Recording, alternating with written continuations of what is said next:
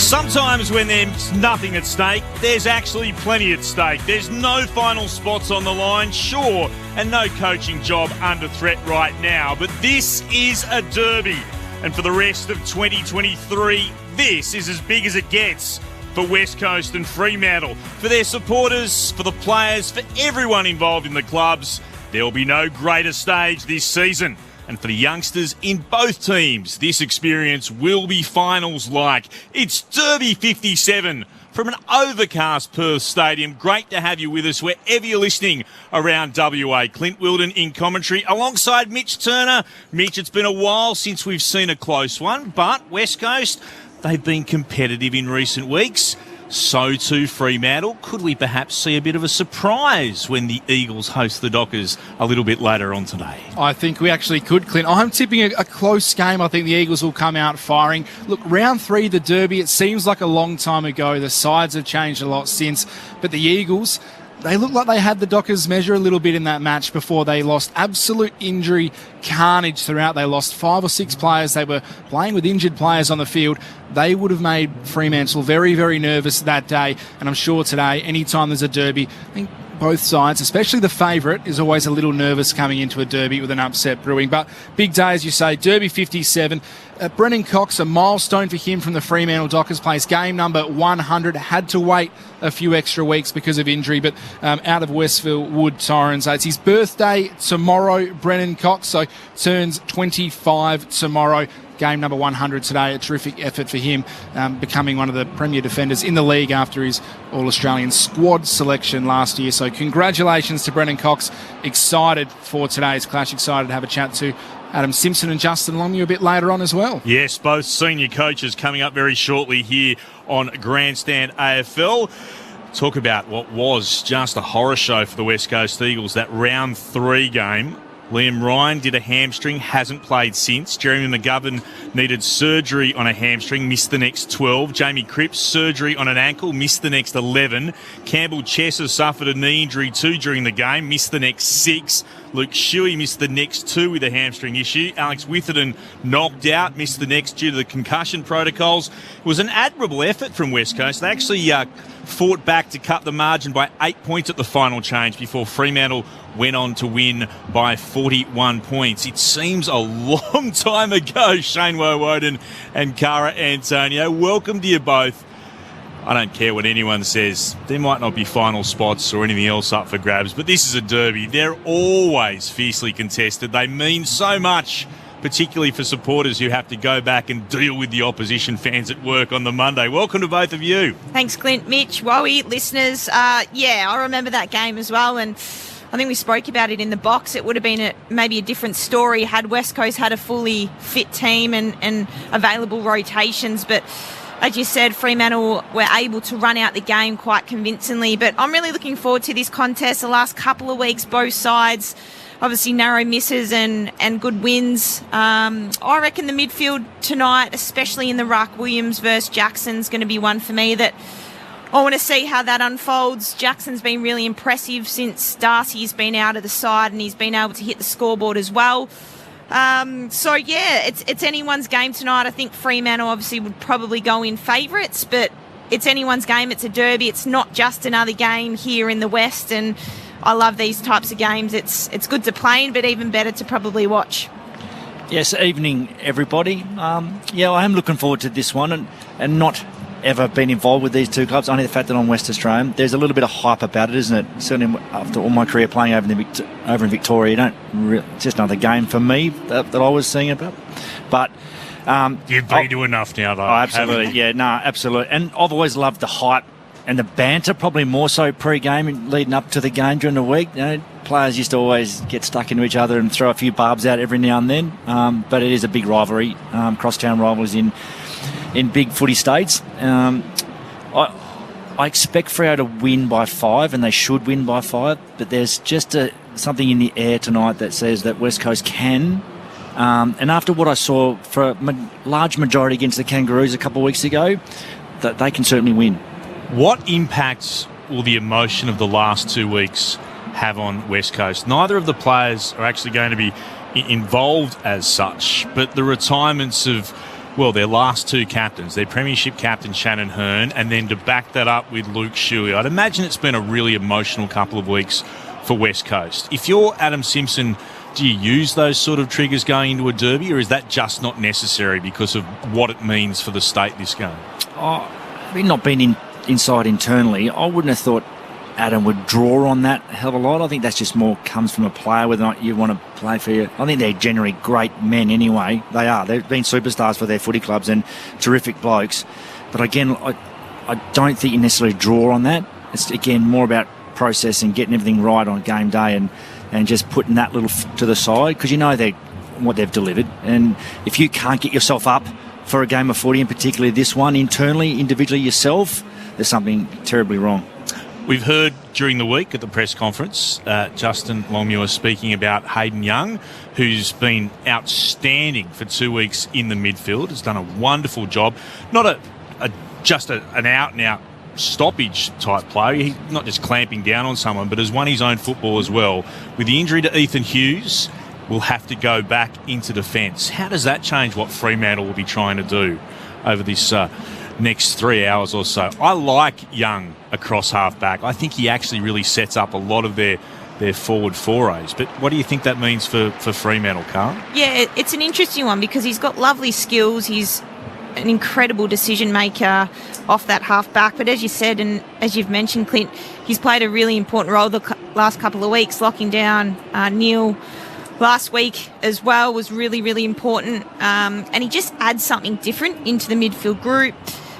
He's a left footer, so that adds another element and a little bit of surprise as well, and just a different look. So, yeah, he may have to go back into his prime position, but I think now that they know that they can throw him into the midfield and he's able to hold his own and produce some good footy, win his own ball, but also play a role, I think will be the biggest win that JL and the coaching group have been able to establish over the last couple of weeks. In that presser, did he say we didn't give up too much? No. The question was asked directly, will Hayden Young play in the midfield? And he said no. And then the follow-up was, with Ethan Hughes out of the side, who plays that half-back wingy kind of role, that Hayden Young will have to fill it. Could it be mind games, though? It could be. I mean, the coaches are sitting next to each other. As the years have gone on, it's getting more and more, they just say less and less and less. They just say nothing because they're right next to each other. And Justin Longmuir may have slipped a magic in there at one stage with a bit of a slip of the tongue, but that's about as exciting as it really got.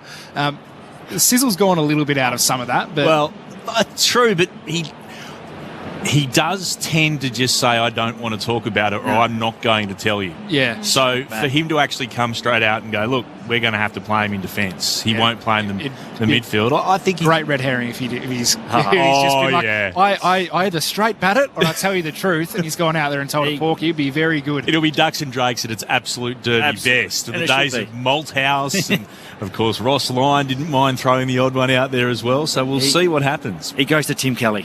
Yeah. You think so? You've got to clamp Tim Kelly, or I think early in the game, and he's their best mid, Tim Kelly, and if you put him to bed early and put him to sleep, I think West Coast will struggle. Well, there's no one else, with all due respect, in that Eagles midfield right now that probably is worth going to and putting a tag-in role on. It's coming up, what should be a classic Derby 57, by the way. The Matildas at the moment still 0-0 in extra time. We'll keep you up to date with that one, but let's head downstairs. And absolutely thrilled to be joined by the senior coach of the Fremantle Dockers. He's alongside Akash Fodadar. Akash. Thanks, Clint. Yeah, I have Justin Longmuir here with me. Justin, any late changes? No, we'll go in as planned. Yeah, Neil will be our sub. We've probably flipped him and Jono to, balance out their work over the last month or so. Been spending a lot of time on the midfield and a lot of time on the wing, both of them. So, want to make sure we get them through the rest of the year. The form in the last couple of weeks has been pretty good, albeit a heartbreaking loss to Brisbane last week. What sort of response are you looking for from the team today? We're really focused on being consistent across 4 quarters. I think the last 2 weeks we've been pretty consistent across 4 quarters. Going back to the Sydney game 3 weeks ago, we let ourselves down for 10 minutes, which cost us 5 goals. But I feel like we've built on that consistency, and really that's come from our consistency in the contest. I think has been the big factor over the last couple of weeks. In particular, we've been hunting and pressuring really well, and we've been doing it with really good method, which has allowed us to hold up behind the ball, and it's allowed us to create opportunities in front of the ball. Luke Jackson was brilliant last week and has been impressive ever since Sean Darcy went down with the injury. How impressed with him have you been?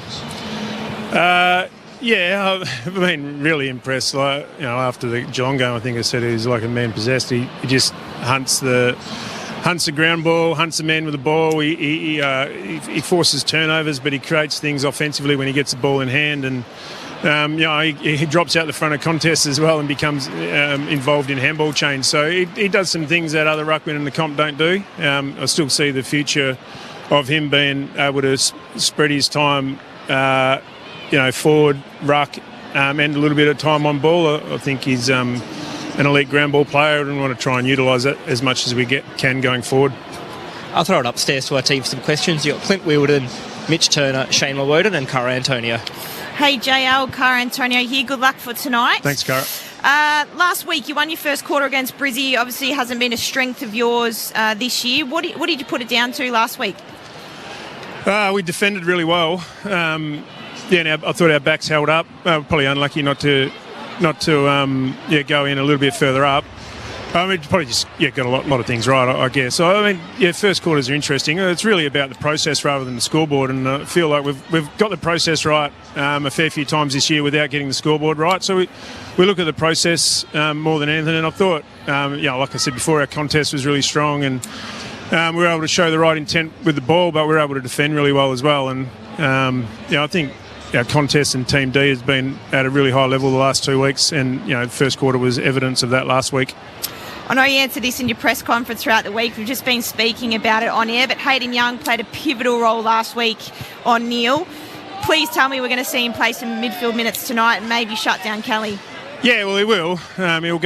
He'll go to Kelly on ball. I think that's pretty obvious. I think Simo would be expecting that, and I think they'll throw something different at us. So I don't think they'll allow Kelly to be a sitting duck. So spoken to our players about expecting the unexpected and making sure that we're aware of any personnel changes. They've got a lot of players who can play a lot of different positions. So we don't want to get confused by that. We want to make sure we focus on what's important. And, the Kelly-Young matchup will be an important part of that. JL Wowie, G'day, Wowie. Good luck tonight, mate. Thanks, mate. Take our listeners into the match committee room. I know you just spoke it off the top there with Erasmus and Johnson, whether or not they go inside, outside, or they sub or not, or they go back to... That would be a constant conversation every week in the match committee room, and how you play it, because you've got a very good midfield, but just better balance it all out and how you fit him in, get their game minutes up. A constant one for the match committee? Yeah, it is. And we've probably been pretty careful with the way we manage those guys throughout the year, because, you watched a lot of footy. They crash in pretty hard for two young guys, so, and they're right up for the contest. So we've got to sometimes protect them from himself in some sense, because they want to play every week and play every minute and bash and crash, and sometimes you need to protect those guys from themselves. So, we've been mindful of the amount of midfield minutes that we could possibly get them. So to be able to put them on the wing and give them that opportunity to develop in other areas, and in particular develop their outside game as much as their inside game will be really important for them going forward. So, they've had some great experiences this year. Mate, second time up this year into the team. Young Wagner off half-back, giving you a lot of bounce. He seems to be playing with a little bit more freedom, a bit more confidence this second time around. Yeah, it probably came at him a bit quick last time. But, he's gone back and worked on some areas of his game and got some real confidence from waffle level, and understands his role a lot better now, and he's able to get his positioning right and then trust himself from that good positioning. I think he's been really valuing the right things in terms of his contest and his team D, and then his ball use has come off that. So he's one we've found this year, I think.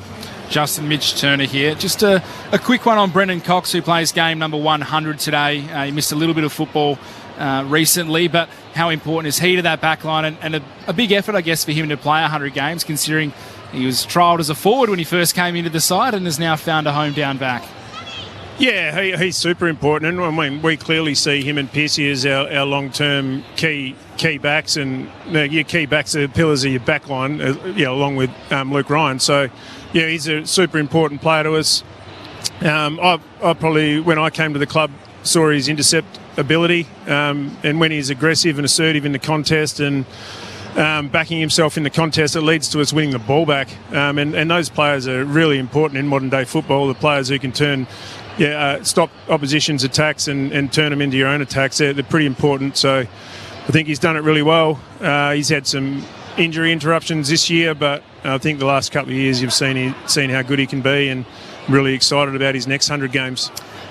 Justin, Clint Wilden, you played in 13 of these. You've coached in 5 of them. Does being a senior coach take a bit of the joy out of derbies? Does it take some of the excitement? Is it just about the process, or is there still a little bit more in these fixtures? Nah, just about the process. 1 week at a time. You know what it's like, Clint. And that's what you're trying to make sure the players don't get caught up in the distraction of the week and all the talk about derby. And I think that's the challenge. And of course, you get to game day and it's a full house. And tonight we're in opposition territory, so it's a bit of a different feel. And these experiences will be great for both young teams. I'm all about the hype, JL. Good luck today. Get on you, lads. And Cara, good stuff. Thanks very much, Justin Longmuir. Downstairs, let's go straight to Brisbane. The penalty's about to start. Matildas versus France. France from the spot. This stadium is phenomenal as we go through this penalty shootout. France missing their first spot kick. And we've got Solène Durand in goal for the French now. A late substitute, a late goalkeeping change for them, who's come on for the penalty shootout. And it's Caitlin Ford who's tasked with the responsibility of stepping up and taking this spot kick for Australia. The first spot kick for Australia here. At the top of a run, looking to step up and strike it right-footed. The goalkeeper standing stationary on the line. Raises her arms out wide. Ford steps up and strikes it low and hard. The noise will tell you that it's gone in. A good penalty from Sam Kerr. Struck it well, kept it low to the ground. It was near the corner, and it counts for Australia. Australia leading in the penalty shootout 1-0 after the first round. Carly. Yeah, this is incredible. You can hear the atmosphere. They're just so excited. You saw Caitlin Ford lift her hands to get the crowd going, but this is incredible. The cheers have turned to jeers as Diani steps forward to take this penalty kick for France. Mackenzie Arnold back on her line again, casually, hands on hips, waiting for the French leading scorer at this tournament. 4 goals she scored in this World Cup so far. The French players linked arms on the halfway line. Herve Renard is still leaning on the edge of the dugout in the French technical area. Diani at the top of the penalty area, facing Mackenzie Arnold. She steps up, strikes right-footed, and this is a good penalty. Mackenzie Arnold caught flat-footed, rolled into the corner, and Diani gets the French on the board with their second spot kick. And stepping forward for Australia, it's Steph Catley, who's scored 2 penalties in this tournament already from regular play. She gets the ball handed to her by Mackenzie Arnold as Durand slowly strolls into the French goal. I'll say the French goal, it's the goal for both these teams at the moment, but the French goalkeeper wanders in there. That's her boots clacking against the post as she takes up her position, waiting for Steph Catley. The noise builds around the stadium. Catley against Durand. Australia's second penalty to keep Australia in front in the shootout. It's saved by the goalkeeper. She went the right way and parried it clear. It's all square in the shootout. 1 scored, 1 missed for both these sides. And Steph Catley walks back to the halfway line. She'll be greeted there by Ellie Carpenter, who's walked away from the Australian players on the halfway line to give her a high five. It was a good stop by the keeper, but as people often say, a nice height for the goalkeeper. Yeah, and I mean, this is how the game's going. It's been very even, so why not even take it into penalties? It's Wendy Renard, the French skipper, the imposing figure, places the ball down on the penalty spot in her 150th international. A grim determination etched across her face as Mackenzie Arnold faces up against her. The referee's whistle blows. Reynard studies the ball like it's a puzzle, steps up and strikes it, sends Arnold the wrong way. And France have a lead here in the penalty shootout, with 2 counting to 1 to level things up here after the French captain has scored their penalty. It's Sam Kerr striding forward for Australia. and she'll take Australia's third penalty in this shootout. So Kerr, talismanic figure for Australia through the whole of this tournament without yet getting on the field much. Here she is now with a big moment thrown her way. Penalty shootout against the French. The third spot kick for Australia to level things up. The whistle shrill blast in the background. Kerr steps up, strikes it, low and hard and scores. She turns away, the crowd breathes a sigh of relief as Kerr peels away and trots back up towards the halfway line. Never in doubt, Carly, was it then? No, never in doubt. I mean, she is the best striker in the world, so she'd definitely be one of the first few choices to go and take a penalty, and you'd assume she'd score it any day of the week. Very little backlift then from Sam Kerr, and you watch that again. She raced up towards the ball and almost before she got there somehow managed to strike that in towards goal and caught the keeper cold.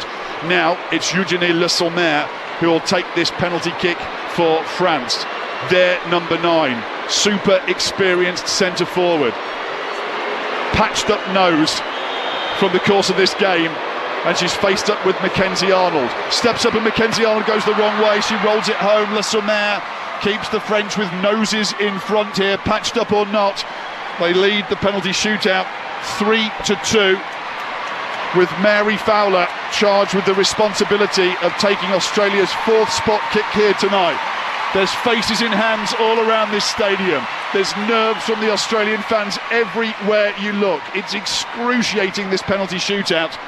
But this is the highest of stakes for this Australian side, a spot in the semi-finals of the World Cup. Scoreless at the end of 90 minutes, scoreless at the end of 120 minutes, and now in penalty kicks. Mary Fowler.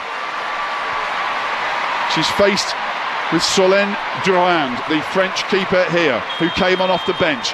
Up comes Fowler, strikes towards goal, sends the keeper the wrong way. She blazed that ball home, Mary Fowler.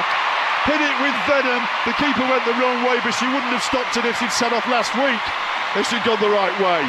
And so it's all square once again. And this is a pivotal spot kick for both of these sides now. It's 3 apiece, and the last spot kick before it heads to sudden death kicks. It's the 5th penalty kick coming up in the shootout now for the French, and the nerves increase here. This is it now, and it's Yves Perisset, who again came off the bench in the closing stages of this match, potentially with the penalty shootout in mind.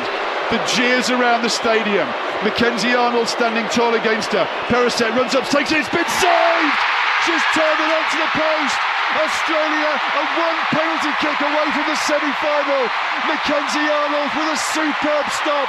She went the right way, got a hand to the ball and turned it onto the post.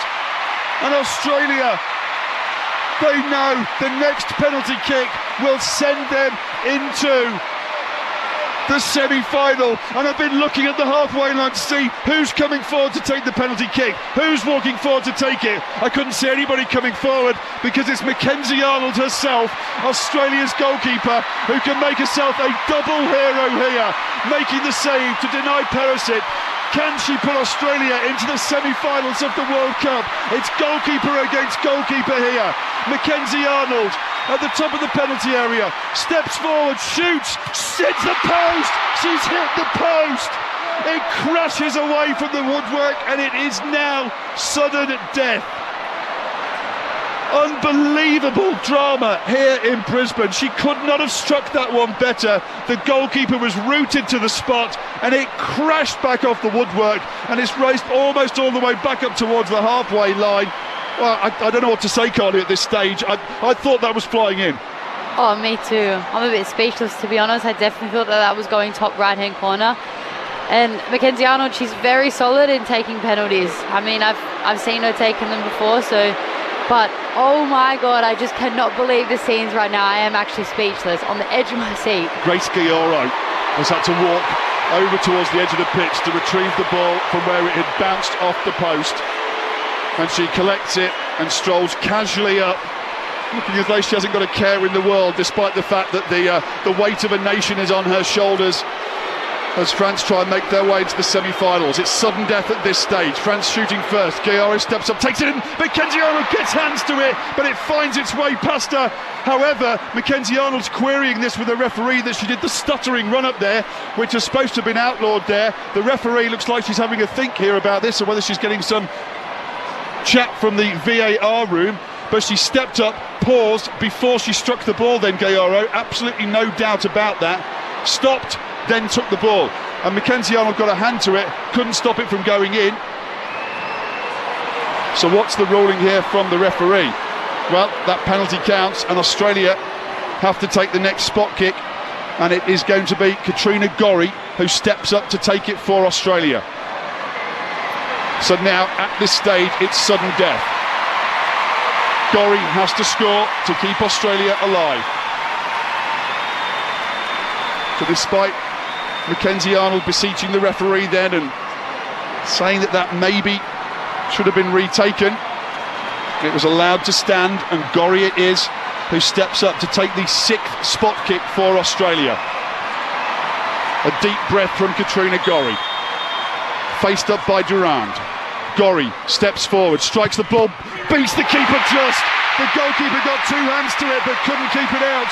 And the relief there from Katrina Gorry as she strolls back towards the halfway line. The tension inside this stadium is through the roof at the moment, as again the French step forward with another spot kick here, and it looks like Sakina Kashui, who has been outstanding through the course of this match, their left back, is taking their 7th penalty kick here in the shootout. A reminder, it's sudden death here. If she misses, Australia score, Australia are through. If she scores, Australia have to score. The left footer, Kashui, stands tall. Mackenzie Arnold faces up to her. It's hit the bar and gone in. It's gone in off the underside of the crossbar. And every player who's taken their spot kick and peels away, then you can see the relief in them as they turn away towards the halfway line. And the noise drains out of the stadium once more as France edge in front again.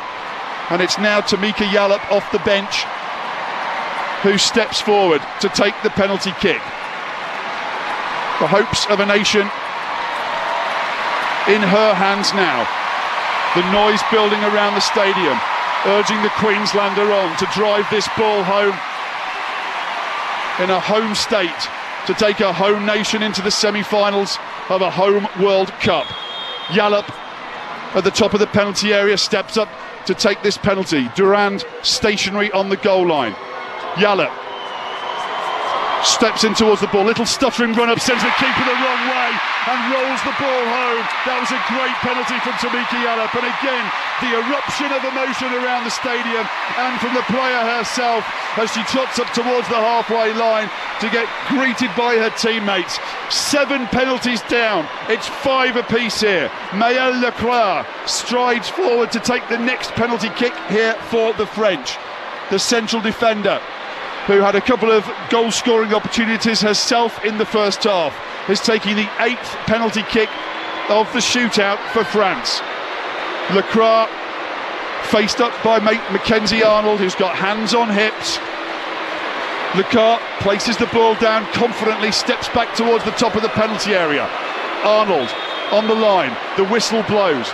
Leclerc steps forward, he makes a move and sends Mackenzie Arnold the wrong way and drives the ball home. And the anguished look on the face of Leclerc, you can see the tension in every player, Carly. Even when they're scoring, it's almost that relief coming out when they've got the ball in the net. Yeah, especially when they have this crowd behind them that isn't actually behind them. You know, they have to face them in this really high pressure situation. So it is such a sigh of relief when you see the ball go into the back of the net. Ellie Carpenter now is the player stepping forward for Australia to take the penalty kick. Nerves all around the Australian side, all around the Australian crowd here inside the stadium as well.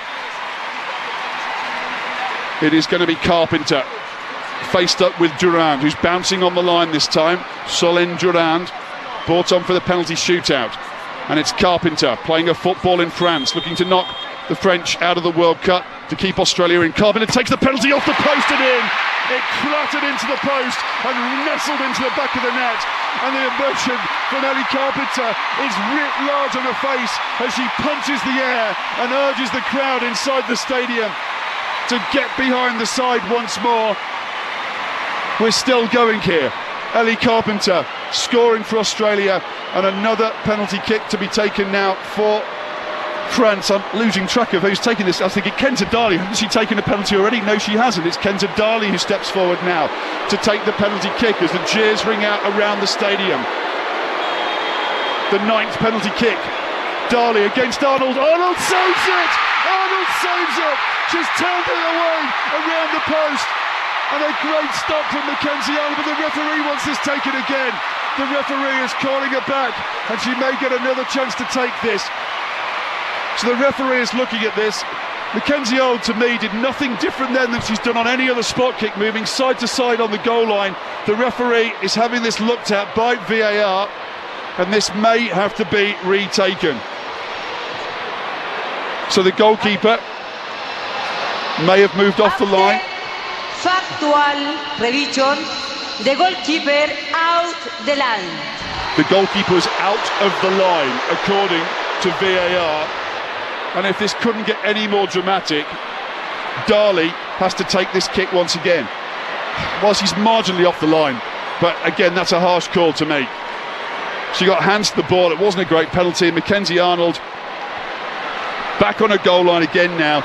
The 9th penalty kick for France is being retaken. Can Mackenzie Arnold do it again? Can Darley cope with the pressure here? Of taking a second spot kick, she's got a second bite at the cherry. Arnold steps up, she's saved it again! She's saved it again! She looks back at the referee. Will this one pass muster? The referee goes to the earpiece once more, and Darley walks back to the halfway line. And it looks like that was legit save. A thumbs up from the referee, a thumbs up from Mackenzie Arnold, and Darley misses, and Claire Hunt it is who steps forward with the chance to put Australia again into the semi-finals here. Oh, the tension, the 9th penalty kick for Australia.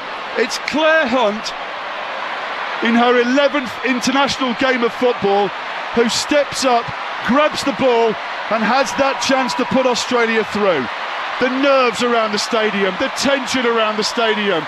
It's been an excruciating penalty shootout on top of a nail-biting 120 minutes of goalless football in Brisbane. But Claire Hunt, can she finish this match for Australia? Hunt steps forward, strikes it, it's been stopped by the goalkeeper, who dived to her right, threw a hand to the left, and palms the ball away. And we're still going. It's 6-6 in the penalty shootout. Claire Hunt's penalty saved, and we're into the 10th spot kick of the penalty shootout. And it's Vicky Becco, the 19-year-old, who was outstanding for France from the moment she came out onto the field of play with her twisting, turning, jinking runs, who's walking forward to take this penalty kick.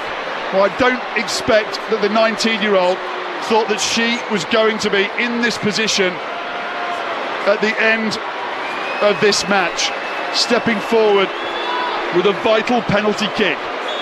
Mackenzie Arnold against Becco again. She's hit the post, she's pulled it into the post, she's struck the post. And Australia, yet again, for a 3rd time, have a chance to win this match. It's like an excruciating tennis match, going deeper and deeper into the final set, and match point after match point being offered up for Australia. But it's a different player each time who has to have the opportunity of taking it. And now, after Mackenzie Arnold hit the post and Claire Hunt's shot was narrowly saved, it's Courtney Vine who steps forward for Australia and places the ball on the spot. Courtney Vine, faced up by Durand, a short run up, the whistle blows. Courtney Vine for the semi-finals, she scores! She peels away, and the referee says that is all over. Australia have won. What an outpouring of emotion inside the stadium there in Brisbane. Oh, that is unbelievable. But Australia are through. Victory in the penalty shootout. Quite remarkable. Adam Simpson spoke to us a short time ago here at Perth Stadium.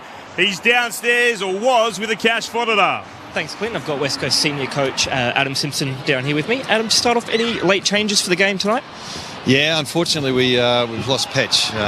He's got tonsillitis, so he woke up pretty quick this morning, and he'll be laid out. And what have we done? Foley will come in. And the sub will be? Clark. Yep. It's been a big week at the club, obviously, with Luke Shuey announcing his retirement. What's the mood and the atmosphere been like? It's been pretty good. I mean, we've been out of contention for a long period of time, so finding little bits of inspiration here and there to try and keep the guys motivated on the back of just trying to get better quarter to quarter. You know, Shannon Hearn last week, Luke this week, probably just tightens the club up even more. And then we've got a really big game tonight, so energy's pretty good, albeit, you know, we're not full strength, but, you know, we've got some good spirit going at the moment. And the last 2 weeks have been a big improvement with a win over North and a close loss against Essendon. What do you put that improvement down to? Well, we've stripped things back a little bit in the last month. Probably after the Sydney game, we just tweaked a couple of things to try and help the players from a coaching point of view and really narrow down our focus on 2 or 3 different things. And without going into that detail, it seems to have given us a bit more resolve. And look, it was only the second half against Essendon where we've come back and hit the lead. And I think we did the same thing against Carlton, not to the same extent. The game was well and truly over. But to do it last week and then, you know, to hold on well against North was a good sign for our younger players, and our senior players are getting a bit of continuity as well. I'll throw it upstairs to some questions from my experts, Shane Woden and Cara Antonio. G'day, Simo. Wowie. Hey, boys. Mate, take me into your mindset, your attitude. Mate, I've been really impressed this season with Bailey Williams and what he's produced in what has been a challenging season for your footy club. But his growth, his maturity, how have you seen his development? Yeah, look, it's probably for almost 2 years now, really, he's been carrying the load as our number one ruck. He's a little bit raw, and he's come in as a forward that could pinch hit, and through circumstances and our list profile has been playing the ruck. So he's just taken little small steps forward every week. You know, it's not to say he's the ready-made number one ruck in the comp, but he's developing nicely for a 23-year-old. Mate, as I said, challenging season, and a lot of works goes into a footy year, not necessarily just game day and what's produced in 2.5 hours. Mate, what's impressed you from the Monday to Friday work within your footy club? Well, yeah, the hardest bit has been game day. Yeah. That's been a real challenge for all of us to be competitive and play our best footy. But Monday to Friday, I've just seen last year was a real challenge. It was COVID. We weren't fit to the point where, you know, we couldn't run out games. Personnel was really limited. This year, I think we've exposed more younger talent throughout the season, and we've come back really fit. Albeit we've been injured. So it's just a different vibe this year, and the spirit piece that's really important for footy clubs, and we've all seen it when it works well and when it hasn't. At the moment, I'm seeing a young group really grow together, and it's going to take a long time, but I'm seeing really positive signs during the week. Simo, Cara Antonio here. Good luck for tonight's game. I suppose what you've just spoken about goes on to my question. You've been able to use 40 of your players this season, all due to most of them due to injury, unfortunately, but again, backing on to your statement just then, who's impressed you the most with all your young guns that you've been able to, I suppose, expose to the big league?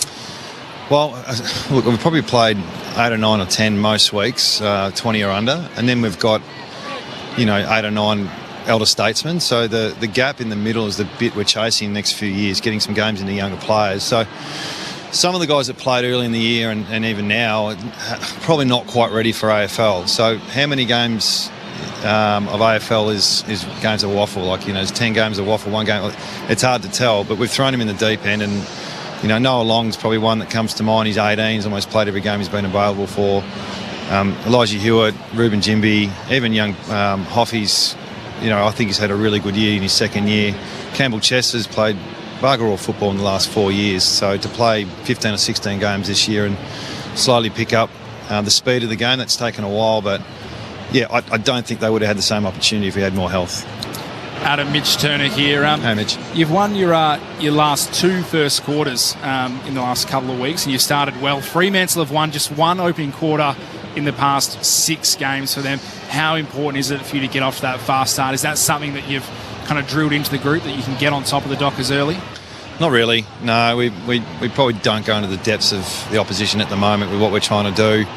These younger players need to, we keep it pretty simple, keep it process driven. I think the starts interstate have been horrendous this year. So to win the first quarter last week, albeit I think we're -7 inside 50s, and we were lucky on a couple of missed shots from the Bombers. But we won the first quarter last week. We stayed in the game, and that's probably why we will manage to come back. Whereas our home form, I couldn't tell you how many first quarters we've won, but I think we've been thereabouts for most of our games.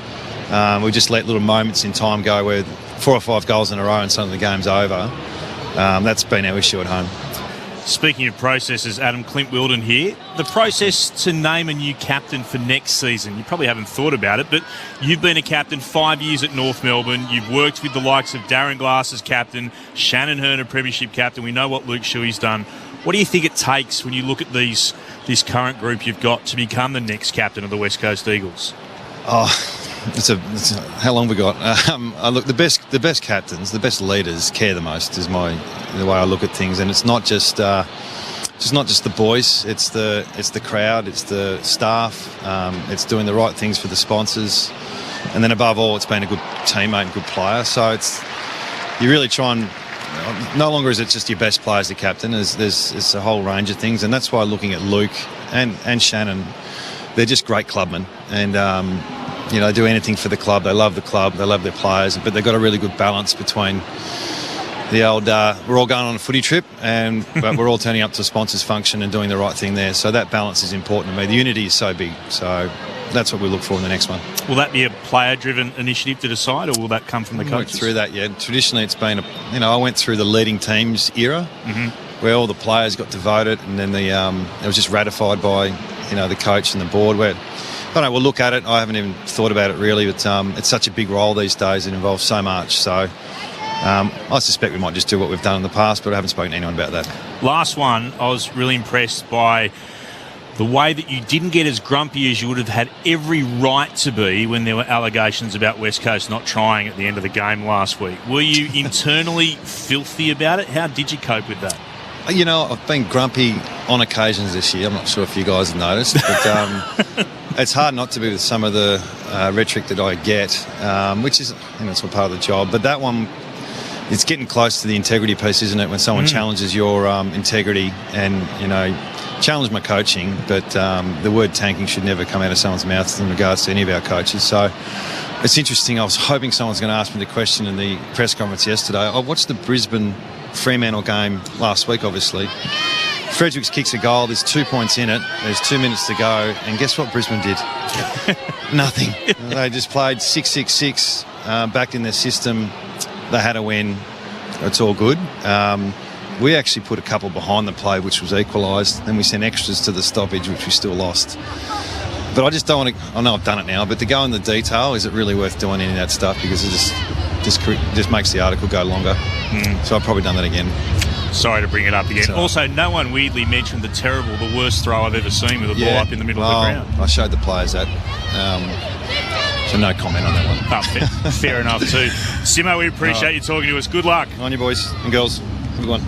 Adam Simpson speaking to us a short time ago. We're 20 seconds from the bounce. Who wins? Which turn up? I would tip Fremantle by 16 points. Tara Antonio? I'm going to go the Dockers by 36. Oh, and what about you, Shane Woden? Fremantle should. By? 14. 18 for me, for the Dockers. Hopefully it's a tight one. Grandstand AFL, Derby 57. Let's get stuck in. Mitch Turner to get us underway.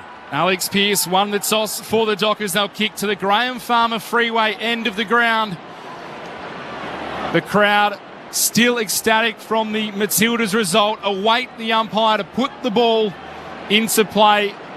A momentary pause as he just checked some things down on the bench, it seems. Might be a problem with West Coast needing to make a very late change here, the way there's discussions being had. Hoff is there with an interchange. Adam Simpson is there. He hurt himself. Brady Hoff is taking off. Now, the players are wearing police checkered armbands today to honour Constable Anthony Woods, who lost his life in the line of duty. Brady Hoff appeared to start taking that off as he sat down on the bench. There is chaos and confusion on the Eagles bench. The general manager of football, Gavin Bell, is down there. He's pointing. Peter Staples, one of the club staff, is down there as well, talking to AFL officials. Now, players are in position. The umpire has the ball in his hands, but they are waiting to see what is happening. Adam Simpson sitting next to Brady Hoff, who looks disappointed. He's got his hands on his head. I've never seen this myself. Game stopped. He's out, Hoff. I'm not sure what's happened, but the little pat on the leg from Adam Simpson says that he's definitely out of this. So West Coast are going to have to bring in their sub. Are they allowed to, with the ball not being bounced, make another change? Are they allowed to bring in one of the emergencies? Maybe that's what they're discussing. Greg Clark is a sub. Well, the game is underway. The ball is in the air for Derby 57. We'll get a Cash Fodatar down to the boundary to keep an eye on it. And the Eagles do win the first clearance through Jones. They kick inside forward 50. Tumbling ball. Aish tries to hack it away. Duggan cuts it off for the Eagles. His kick smothered by Wagner. Diving back in is the Eagles. They get taken to ground. Holding the ball is the call. It's going against Noah Long. Wagner takes the free kick for Fremantle. Switches in the middle to Clark. Brings it out to the broadcast wing. Matthew Johnson into the starting 22 today. So just a slight deep breath as the ball is in the hands of Jordan Clark on the wing. Still unsure what is going on with the Eagles starting 22. But Clark goes up the wing, finds Tracy. Wants to move it quickly. Dangerous kick towards half forward. Walters couldn't take the mark. Foley did well. Walters dive back in. The Eagles win possession and Noah Long has it on the half-back flank. The Eagles will bring it out through Alex with it and they kick up to the wing. Good mark taken up there too. Darling front position. Got it against Cox. Stepped inside, then outside, and then kicks towards left half forward. Cripps marks up against Ryan. Right up against the boundary. Just shy of left half forward.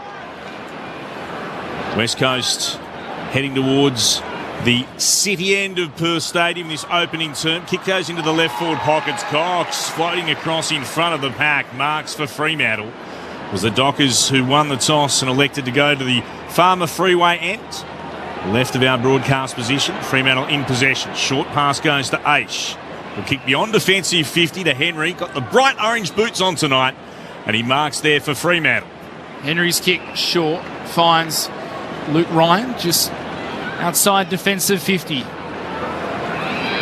Feels like a fast-paced start, although the ball hasn't been moving around a lot as Cox had a fumble, gave it back to Ryan. His kick across the defensive line, not great. Clark had to go back and retrieve it. Darling corrals Clark's dangerous kick back towards centre-half back, and Aish takes the mark in the long sleeves. The Dockers in the white strip today with the purple chevron. The away side, the Eagles. The blue with the yellow wings. As Brayshaw's kick now goes short to Sarong. Retreats back into defence again to Ryan. Kicks out wide. Cox has the ball. The Dockers have done the full switch. Cox's kick up the wing looking for Walters. Duggan did well getting back. Got a fist in. Punched it out of bounds. We'll have a ball up.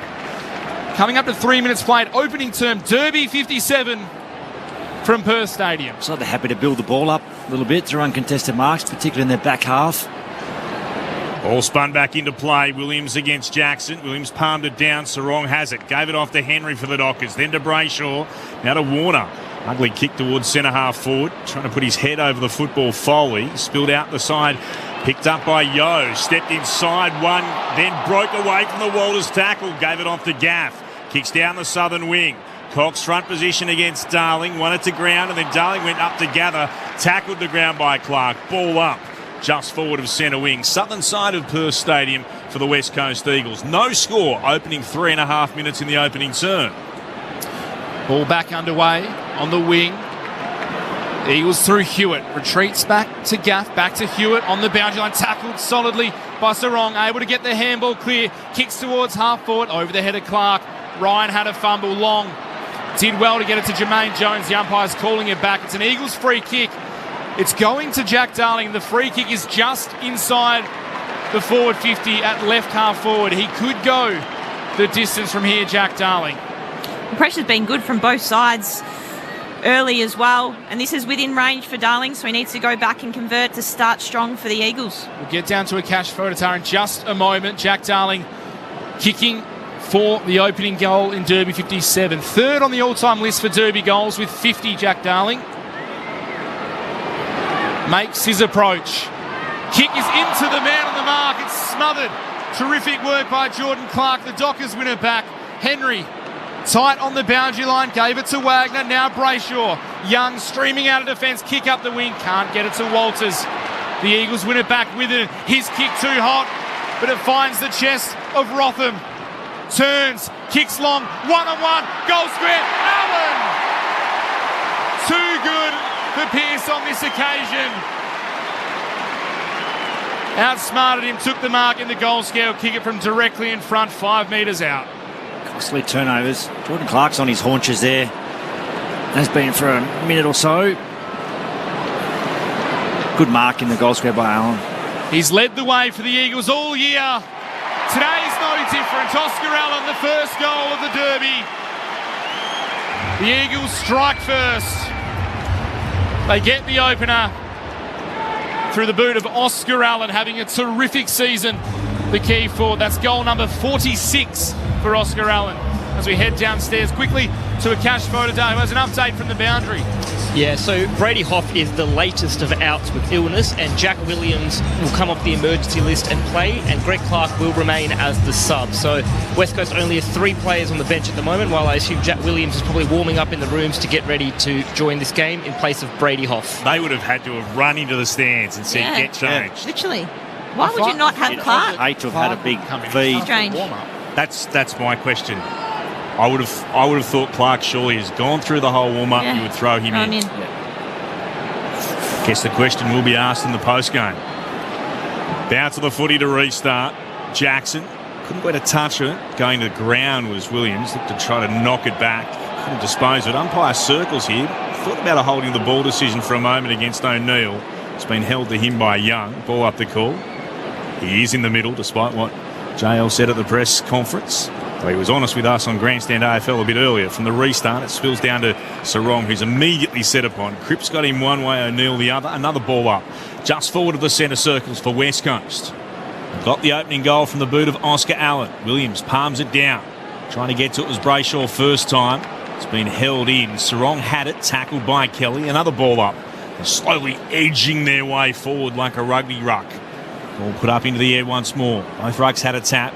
Kelly looks to emerge with it. Tackled by Jackson. Got a hand pass out only as far as Chesser. Smothered by the Dockers. Spilled there for Jackson. Hand pass to Henry.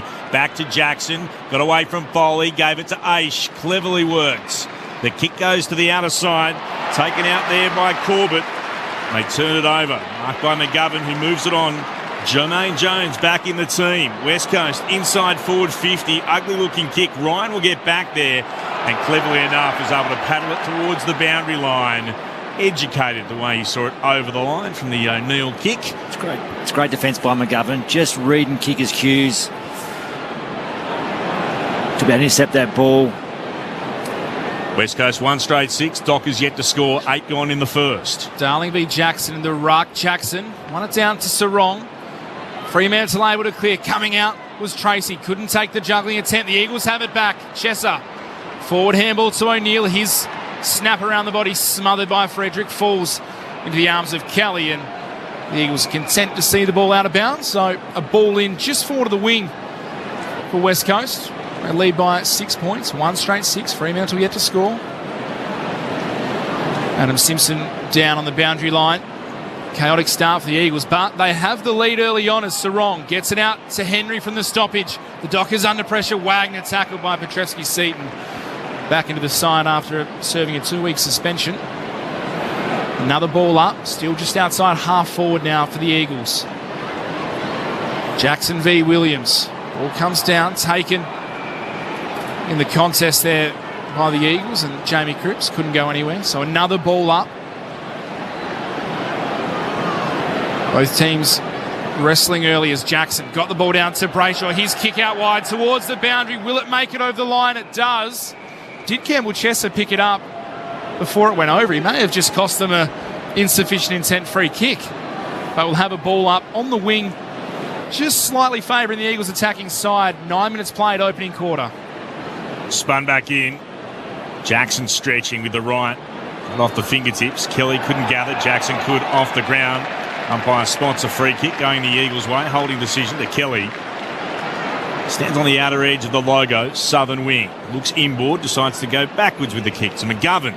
Oh, that's a dangerous kick. Has to be okay. Bounces to Witherden. Just got away with it. Sturt in the vicinity. Kicks towards right half forward from Witherden. Bounces to Petreski seat. Clever hand pass over the top to the run of Hunt. He'll pop it into the right forward pocket. Marking there is Jones. Back in the team this week for West Coast. It's a tight shot on goal he'll have. Will put Boots a ball from about 45 metres out. Only a metre or two in from the boundary. It's a great decision by McGovern, even though the kick missed, but he didn't hesitate on it. Shifted lanes, get to the other side of the ground, come inside 50 from another way. Just nailed this opportunity. Jermaine Jones, 3-2 for the season when it comes to goal kicking. This won't quite have the carry. It's across the face and punched through by Cox for a rush behind. 1-1-7. It's a no score, the Dockers. Eagles in front. 10 minutes gone in the first. Update. The game between Carlton and Melbourne. 1-5-11 the Blues. The Demons are 2-1-13. The Luke Ryan kick out goes towards Jackson. Couldn't take the mark. It was brilliant at ground level. Got the ball over to Wagner. Running through the middle of the ground. His kick out wide. Puts it in the path of Liam Henry. Able to gather. Kick towards Frederick at half forward. Was chopped off. Well read by Luke Foley. Called to play on by the umpire. Just came off his line. Kicks it up the wing, or coming across was Chesser. Couldn't take the mark. Ball fed back. Kick along the ground is a scrubber. Fremantle able to win the ball. Brayshaw to Ryan. Now to Cox, just dancing along the boundary line. Got it to Brayshaw. Try to get it back to Henry just in the nick of time. Flirting with the boundary, the Dockers. They're under pressure. West Coast are bringing the pressure early in the derby. Kick goes up the wing. Frederick flies. Can't mark. Kelly at the back for West Coast, able to clean up, retreats to Cole, stops, props, kicks a high ball up the wing and a strong mark taken by Rotham. 10:54 gone in the first term, and Jack Williams arrives at the bench downstairs for the Eagles. Rotham kicks towards left half forward. Cox able to spoil, punching it away from Darling and over the boundary line for a throw-in. Left half forward for West Coast. Good start by Tim Kelly. He's got Young in his back pocket tonight. But his work rate, ability to get ground ball, get line of contest, gets himself on the board early, the early touches. All hurled back into play by the boundary umpire. Jackson got the touch on it, spilled down in the direction of Kelly for West Coast. Gave it to Petreski-Seaton. Oh, ran straight into him then, Kelly. Well, jarred free. That was a little unfortunate for West Coast. Trying to pick it up, Chesser shovels the hand inside forward 50. And then there was Warner to mop things up. Sends it out to Corbett, who marks it right half back. He'll pop it over the top for Schultz to mark, and the Dockers should be away here. Schultz can roll and play on. Wants to get it to Frederick at half forward. Foley going back with a flight. A lot of contact. No call. Did well in the end. And then has the underground handball to Cole, but his kick is smothered by Switkowski. Out of bounds for a throw-in just outside the Dockers attacking forward 50. Front on. I would have thought so. Didn't make contact with the ball either. Yeah, eyes on the ball, Luke Foley, but he never actually got a hand to it. So maybe unlucky the Dockers in that situation as it's tossed back in. Jackson able to get it down to Henry. His kick inside forward 50's wrapped up by McGovern. Beautiful pick up on the half volley. The Eagles able to clear. All long had a look, spilt the mark. Able to go back and get it. Gives it to Gaff, and his kick over the top's looking for Williams just on the ground and takes the mark. Immediate impact, marks and plays on with a kick that finds Hunt. He's at right half forward for West Coast. Sends it towards full forward. Cox battling against Darling. Ball hits the deck. Shoveled out by Cripps. Gives it to O'Neill, who snaps, and it won't quite have the carry. Went up and down in the mine shaft, and waiting underneath it right in front of the goal line was Cox. And he marks defensively for Freo, and he'll move it short. Going forward to Warner. No change to that score. 1-1-7 and no score. 13 gone. Eagles leading the first quarter. So chaos in the middle as Wagner tried to break through. The Eagles wrapped him up. Trying to showcase that speed and dash he has. Corey Wagner, not on this occasion. So ball up in the centre square. Jackson tapped it down to Brayshaw. Kelly coming through, had a fresh airy. Petreski-Seaton dives in. Young now, able to be clean. Was very clean. Got it to Sarong, but he fumbled. The Eagles win it back through O'Neill. Snap inside the 50. Aish gets a fist in. Comes to ground level. Cox. Oh, interesting looking handball. Umpire call play on. Cripps kicks towards goal. It's rolling. It's rolling. It's rolling through for a minor score. The Eagles pleading for a free kick. Didn't get it.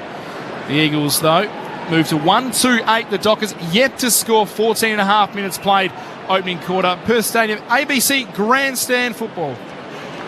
So Warner, the on-defensive 50. Cole tried to win it over for the West Coast. It came to McGovern, worked it on in turn. Then to Petreski-Seaton, now to Kelly. Kicks towards goal, and it bounces through. They come to celebrate with him. And West Coast have got the opening two. Needed the ball to continue on its path, and despite players being around it, no Docker could get a touch. Tim Kelly puts his name on the goal-kicking list, and it's been predominantly West Coast in these opening 15 minutes. 2-2-14 to the Dockers yet to score. The inside 50s, West Coast 11, Fremantle 2. Their front half game, West Coast, has been outstanding. Their ability to turn the footy over, and they've been hot defensively, I think. At both ends of the ground, but particularly in their front half. Reading cues, turn the footy over early, going back at Fremantle. Been a bit erratic, a bit frantic, Fremantle, out of their back half. Missed a few kicks, caused a few turnovers. Great start. He's a different mid, Tim Kelly, to what Lachie Neale is. Big job for Hayden Young tonight. They've been very poor in opening quarters this year, Fremantle. It's been their Achilles heel, but they win the ball out of the middle this time. Schultz kicks it deep, gets a lucky bounce. Corbett dives in, taken in a tackle. Witherden's well under pressure. Ball spilled to Frederick though. Handballs to Schultz. 20 metres out, directly in front. He went the check side. He had the time. He chose potentially the wrong option. It's a behind. That opens Fremantle's scoring, though. One straight behind. They trail the Eagles 2-2-14. 16 minutes played opening quarter. Update from the MCG. The Demons lead by 3. 21 gone in the second term there. 3-2-20 to 2-5-17. West Coast with the ball in the right back pocket. Gaff kicks it towards right half back. Tracy was up, couldn't mark, could gather though. Tackled by Hewitt. A hand pass out to no one in particular. Heads towards the boundary line. Young kept it in pace. Snapping it back for Cox to gather. Went straight into a wall of Eagles. Is tackled and the ball spills over the line for a throw-in. Still left half forward for Freo. 2-2-14 West Coast. One straight behind is the Dockers. 17 gone. Missed the opening term. The Australians, the Matildas, are through to the semi-finals after a win on penalties against France earlier tonight. Dockers will bring the ball away from the restart. Sarong got it back. Hand pass to Wagner. Kicked around the body off. Flying at the football. Schultz was up and marking. Grabbed it on his chest. Too far out to score himself. He's just a little bit forward of the wing. Near the commentary edge of the centre square. He'll put it deep towards left full forward. 2-on-2 battle. Frederick got a hand to it. Spilled down with it and hand off to Jones. Broke the Amos tackle. Goes towards Chesser in the left back pocket. Chesser's kick short. Finds the late inclusion in Jack Williams. Still inside his own defensive 50, but now moves it out wide to Rotham. Rotham retreats. Back inside defensive 50 to Foley. His kick.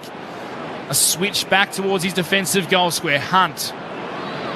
Deep in defence. The Dockers just trying to pin the Eagles in. Hunt plays on. Short to Duggan. Still inside defensive 50. Now clears it Duggan. An uncharacteristic miss with the kick. Turns it over. Sturt for the Dockers. Gave it to Johnson. Now to Warner. A drilling kick inside 50. Chopped off by Hunt. The Eagles are away. 1-2 with O'Neill. Hunt streaming through the middle of Perth Stadium. Wants to get it over the back to Allen. Tracking back at the Dockers. The punch comes. Wagner's got to track it back deep.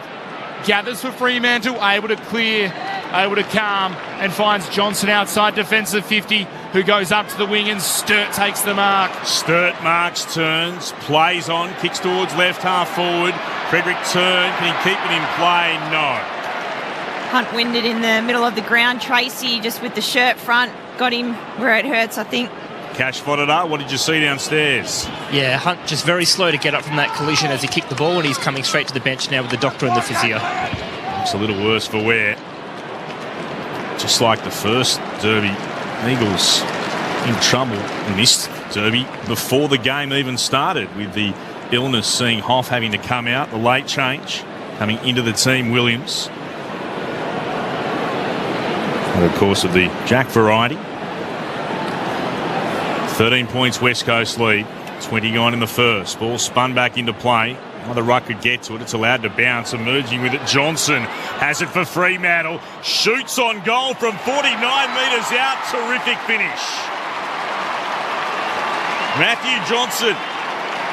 He's a player of huge potential. Third goal in his AFL career, just his 16th game for the 20-year-old. He gives the Dockers their first of Derby 57.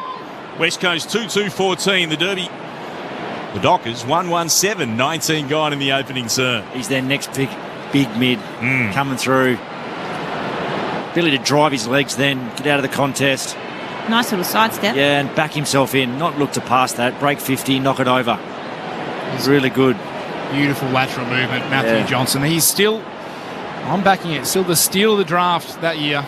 Very talented, the Dockers. Good find. Got a good one. And they needed that goal, the Eagles, with all the momentum early. The Dockers taking over 19 minutes to find their opening major.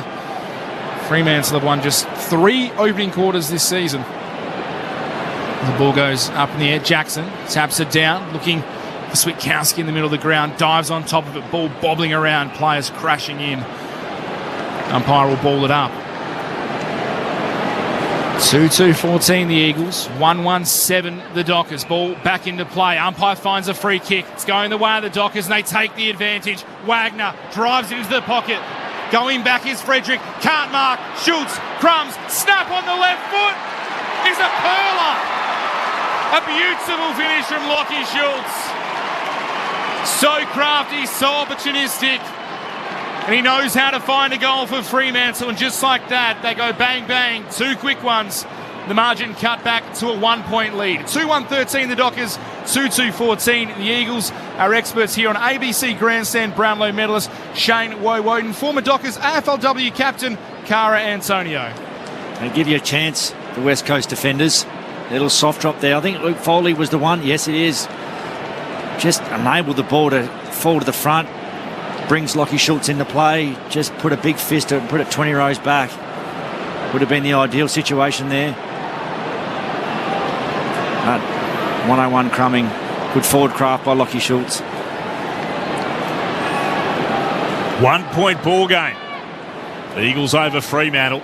22 gone in the first. From the bounce, Jackson won it down. Emerging with it, O'Meara kicks Fremantle towards full forward. Front position, doing well. Foley tried to swing a boot at it. Spilled out though to Sturt. Sturt snaps and goals. Oh, it's all Fremantle now as they hit the front at the 22-minute mark of the first. 3-1-19 the Dockers, 2-2-14 the Eagles. Wow, they have burst into life after West Coast dominated the opening 15 minutes. 2 centre bounce goals. Very good centre bounce clearances. Yeah, back to back. Good craft by Luke Jackson. But again, ground ball inside forward 50. Just get to the front. Haven't been able to clear the area, the West Coast defenders. And again, crafty snap by Sturt. The Dockers, the last 4 rounds, ranked number 1 in the AFL for scores or points from centre clearances. And we are seeing it on display.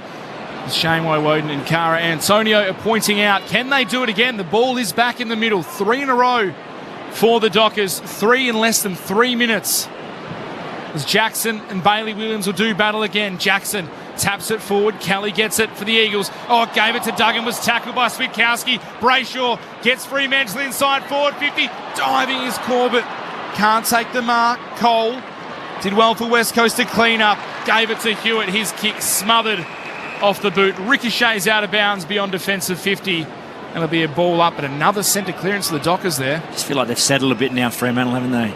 Took them a little bit of time, 10 minutes. I thought West Coast were all over them.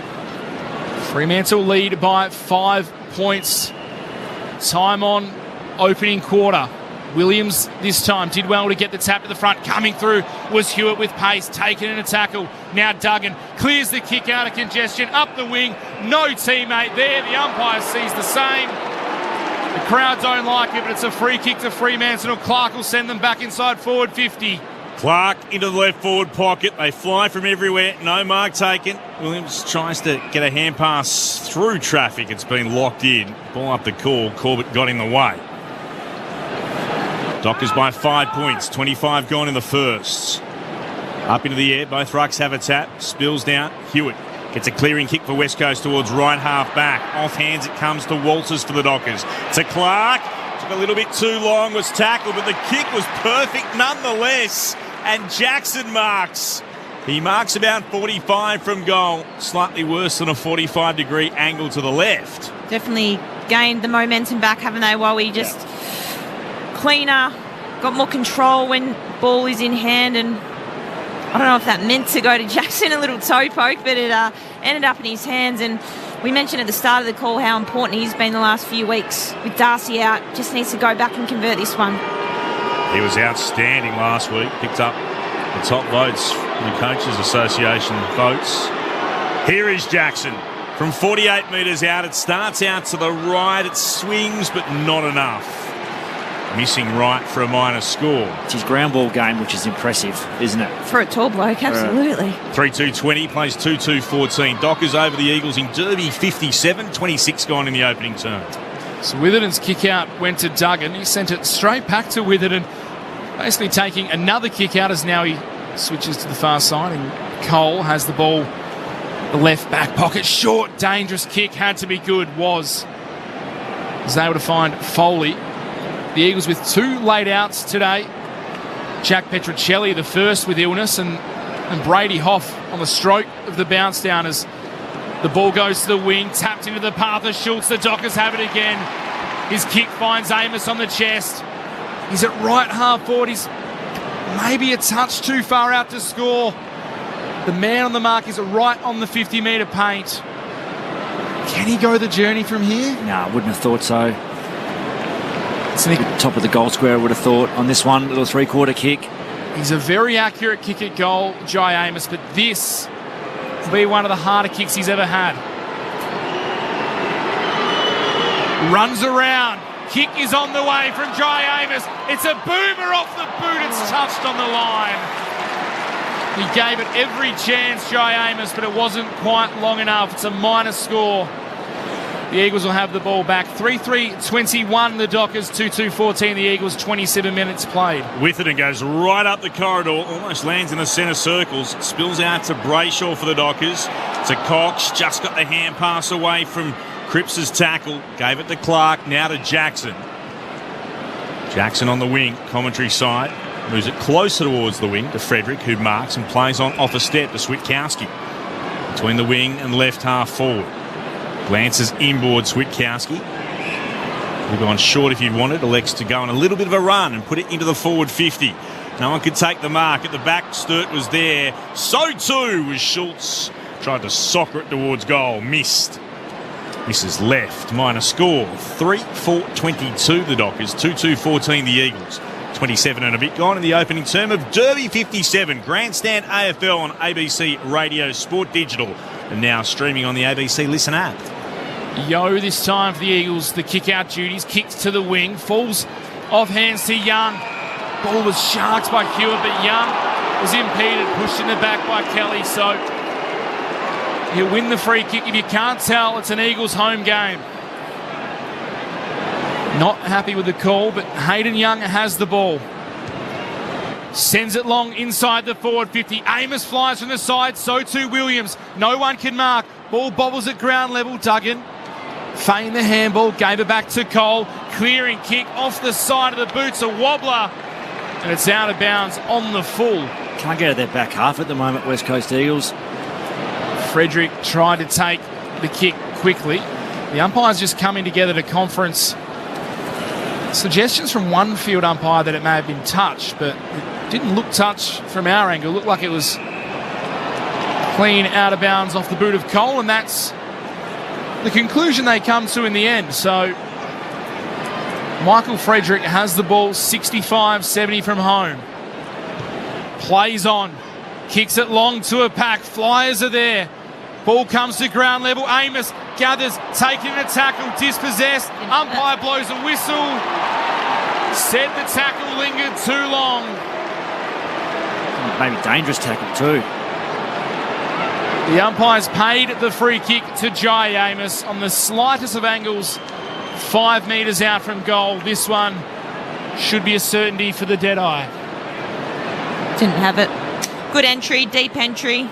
Put the backs under pressure again. Calls a free kick. She's had a quieter little period after a strong start to the season, Jai Amos, but this will get his confidence up and about. He pumps it into the crowd, pumps the fist, and the Dockers extend their margin. The lead out to 14 points, 4-4-28. The Eagles 2-2-14. The Dockers with 4 goals in a row late, deep in the opening quarter at Perth Stadium. They just won the territory battle in this second half of this first quarter. Just entries, re-entries, ability to bring the footy back in, put pressure on West Coast defence. And they're undermanned, West Coast, their defenders. They're playing very small, haven't got Barras, haven't got a third tall, so they're playing well out of their weight division and certainly height division. And they just put enormous pressure on West Coast defenders, the Fremantle at the moment. Been very good in this second half of this first quarter. Half-time, the MCG. Carlton lead Melbourne by 2 points. Bounce is a little bit awry. They'll let it play. Jackson won it down against Williams. Racing through Hewitt. Steps away from the opposite 8 in Brayshaw. Hand passes to Witherden. Hospital hand pass. Tackled straight away. Wrapped up and then thrown into the ground by Michael Walters. Just carried on with the tackle a little bit too much. Wonder whether we'll see that again in replay. Might be looked at, Clint. Yeah, that's right. Dangerous tackle signalled by the umpire. So in that case, we'll definitely see that again. Here is the replay. He swung him around. With his head. Does make contact with the ground. Might be in a bit of strife from that Michael Walters, I would suggest. Walters actually goes across to Witherden, who ended up with the ball in hand as the siren sounded. Just gives a little pat on the side. Yeah, from what we've seen throughout the year, Michael Walters could be in some trouble. Witherden, though, looks okay, which will potentially work in his favour. Quarter time, Fremantle 4-4-28. As Mitch said, they kicked 4 unanswered goals to head into the first break. The Eagles are 2-2-14, and the goal kickers Johnson, Amos, Schultz and Sturt, while for West Coast, kicked the opening 2, Allen and Kelly. Repeating again at the MCG, the Blues by 2 points at halftime, 3-5-23 to 3-3-21. Melbourne and the Matildas are through to the semi-finals, winning on penalties against France earlier tonight. They'll play the winner of the game that's currently underway. 13 minutes gone there between England and Colombia, and it's currently 0-0. Wherever you're listening on ABC Radio and Sport Digital, and of course now every game streaming on the ABC Listen app, this is Grandstand AFL. We need to go now. You're not kicking me out of my own home, Arthur. Denise Scott and Matt O'Kine. It's an assisted living village, Mum. In a shiny new comedy. Where are the goat farm? Mother and son. You haven't even mentioned my new mode. It's hideous. Cheeky, provocative. What'll we do now? And proves love is relative. Looks like it's just you and me, Mum. Believe me, Arthur. Mother and Son. That's more than enough. Starts August 23 on ABC TV and ABC iView. Grandstand AFL. Now streaming every match on the ABC Listen app. Look for the AFL button. Cole tried to win it over for the West Coast. It came to McGovern, worked it on in turn, then to Petreski-Seaton, now to Kelly, kicks towards goal and it bounces through. They come to celebrate with him, and West Coast have got the opening 2. Wagner drives into the pocket. Going back is Frederick. Can't mark. Schultz. Crumbs. Snap on the left foot. Is a hurler. A beautiful finish from Lockie Schultz. Front position. Will Foley tried to swing a boot at it. Spilled out though to Sturt. Sturt snaps and goals. Oh, it's all Fremantle now as they hit the front at the 22-minute mark of the first. the 2023 AFL season. On radio, ABC Sport Digital, and now streaming on the ABC Listen app. Great you could be with us at Perth Stadium. It might not mean much in the context of the season from where these clubs are placed. West Coast last, Fremantle 15th. There's over 50,000 here for Derby 57. What have you made of it, Cara Antonio and Shane Woden on Grandstand AFL? Yeah, well, it was a tale of two kind of halves within that first quarter. I thought West Coast came out really strong, were able to win clearance and get it inside forward 50 and put Fremantle's backs under pressure, but they did it through their ball movement, quick by hand, quick by foot, and had the ability, I suppose, to run in numbers and break the game open. And then in that second half of the quarter, it was Fremantle that answered, and it started at centre bounce down, a number of centre clearances, re-entries. They set up well behind the footy and were able to score a couple of goals from stoppage, which was really important. So again, I think, we know West Coast are undermanned, and we know that Fremantle came in favourites, but I was quite impressed with how West Coast started.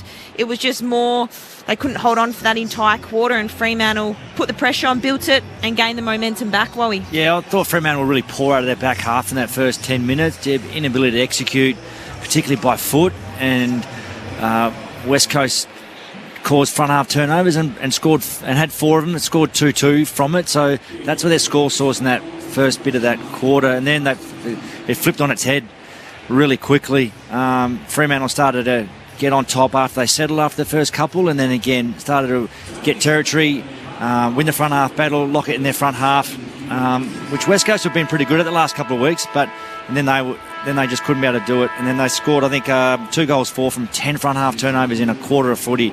So that's big numbers for really only 15 minutes of footy they played in that quarter. So Jay will be happy with that second bit of that quarter. Contest pretty good. It's a good game. Just I thought West Coast let themselves down there, particularly around contest and, as you said, centre square bounce. Interesting, the inside 50s that at one stage were 11-2 in favour of West Coast, now 15-12 in favour of Fremantle. They absolutely dominated that last 10 minutes. As you say, the inside 50 count, 15-12, Clint. Some of the other stats, Fremantle leading the disposal count, 97-90. The marks, 27-26. Contested possessions, always a key indicator, 28 apiece, all locked up. The hit-outs as well, 11 each way. Obviously, no Sean Darcy with the dominance there for Fremantle, so 11 hit-outs each way. The clearance count, 11-7 in favour of Fremantle. Just some of the individual numbers. Tim Kelly for the Eagles with 9 leads the way. Luke Foley with 8. Duggan and Witherden 7 apiece. For the Dockers, Liam Henry, Jordan Clark and Andrew Brayshaw all on 8 disposals. Lockie Schultz, one to point out, 7 touches already, 252 metres gained, 4 inside 50s, 4 score involvements and a goal. He has won a Glendinning Allen medal before last year, round 3. So having a good start early, Lockie Schultz. It's a big reason why Fremantle are in front at quarter time. Neither sub activated. Greg Clark for West Coast, Neil Erasmus for Fremantle, but they did make the late change with Jack Petrocelli coming out of the team, and then the late change with Brady Hoff out as well. Both of those through illness. Foley coming in the first instance, Jack Williams in the second. So West Coast and Derbies in chaos on the bench. Surely they couldn't end up like they did last time when they only had 18 players available. One of those on one leg in Ryan. Quite remarkable how Derby 3 panned out. He played that out, Liam Ryan. Had a torn hamstring. He's missed the rest of the season. I mean, he played the rest of the game. I mean, round 3, Derby 56, of course. It was amazing courage from Ryan as we wait for the second quarter to get underway. Here we go. Ball goes up and Williams wins it down for West Coast. Straight to O'Neill, who's tackled immediately by Young. There'll be a ball up on the commentary edge of the centre circles. Thrown up again. Jackson locks arms and Jackson wins it down and goes to try to gather it himself. He couldn't, but Sarong could. Picked it up off the deck. Kicks towards centre half foot. Oh, big collision. Schultz coming one way, collided with Foley. They're both up and they look okay, but what a crunching hit as Schultz flew in the air and Foley stayed down. The Eagles have it across half back. Duggan to McGovern, not a great foot pass. Petreski-Seaton had it, then turned it over under pressure from Jackson. Fremantle quickly move it into the right forward pocket. Here's a chance for Amos. Amos from the right forward pocket, kicks towards goal, he'll miss. And then underneath it's Yo on the behind line, and he taps it through for what is a rushed behind. But, big hit, waiting for it, Foley, crunched by Schultz into his back. Very brave. Oh, absolutely. Foley would have known he was coming as well. 4-5-29 the Dockers, 2-2-14 the Eagles, 1 minute into the second. So the Eagles bring the ball out to the pocket, and Chesser goes dangerously short outside defensive 50 to Luke Edwards. First touch. Luke Edwards kick off the side of the boot. First touch, as Shane Woden pointed out, wasn't a great one, but the Eagles clean up and Duggan was able to snap around his body. Young going back takes a courageous mark. There's a Docker down, but we'll keep an eye on that one as the Dockers go forward again. Switkowski has a man free in the pocket. Walters has to stop and prop. He's on the wrong side for him. Retreats outside, attacking 50. Sarong has the ball just outside the forward arc. He goes in short. Luke Jackson drifting forward to the ball as he often does. Takes the mark unopposed. We'll go back 35 metres out, slight angle to the left. Well, Bailey Williams has slid to the goal square, defending the top of the goal square, and then arms up when Luke Jackson marks it at 40. So that's clever by Luke. Doesn't need to always press in, but Bailey Williams is asking his teammates to come down for some support. So Jackson, in arguably career best form off of probably the best game he's ever played last week, has already had one look at goal today. This time he splits the middle. Luke Jackson kicking the Dockers' 5th goal. They push the margin out to 21 points, 5-5-35, 2-2-14, 2.5 minutes played. Second quarter here, Perth Stadium, Grandstand AFL. Well, you called it well. He just kind of drifted into the space. I think it was Brayshaw that had the lead up and held his man out. And as ruckmans do, they go to the goal square if they think it's a set shot to be on the line, but just really smart. Drifting in, held his ground, and really nice finish. Just didn't empty out high enough, the forwards of West Coast. Were ball watching too much. Ball back in the middle. Jackson leapt, so did Williams. Williams won it down. Young tapped it to his own advantage cleverly and then slipped over, but got a hand pass away.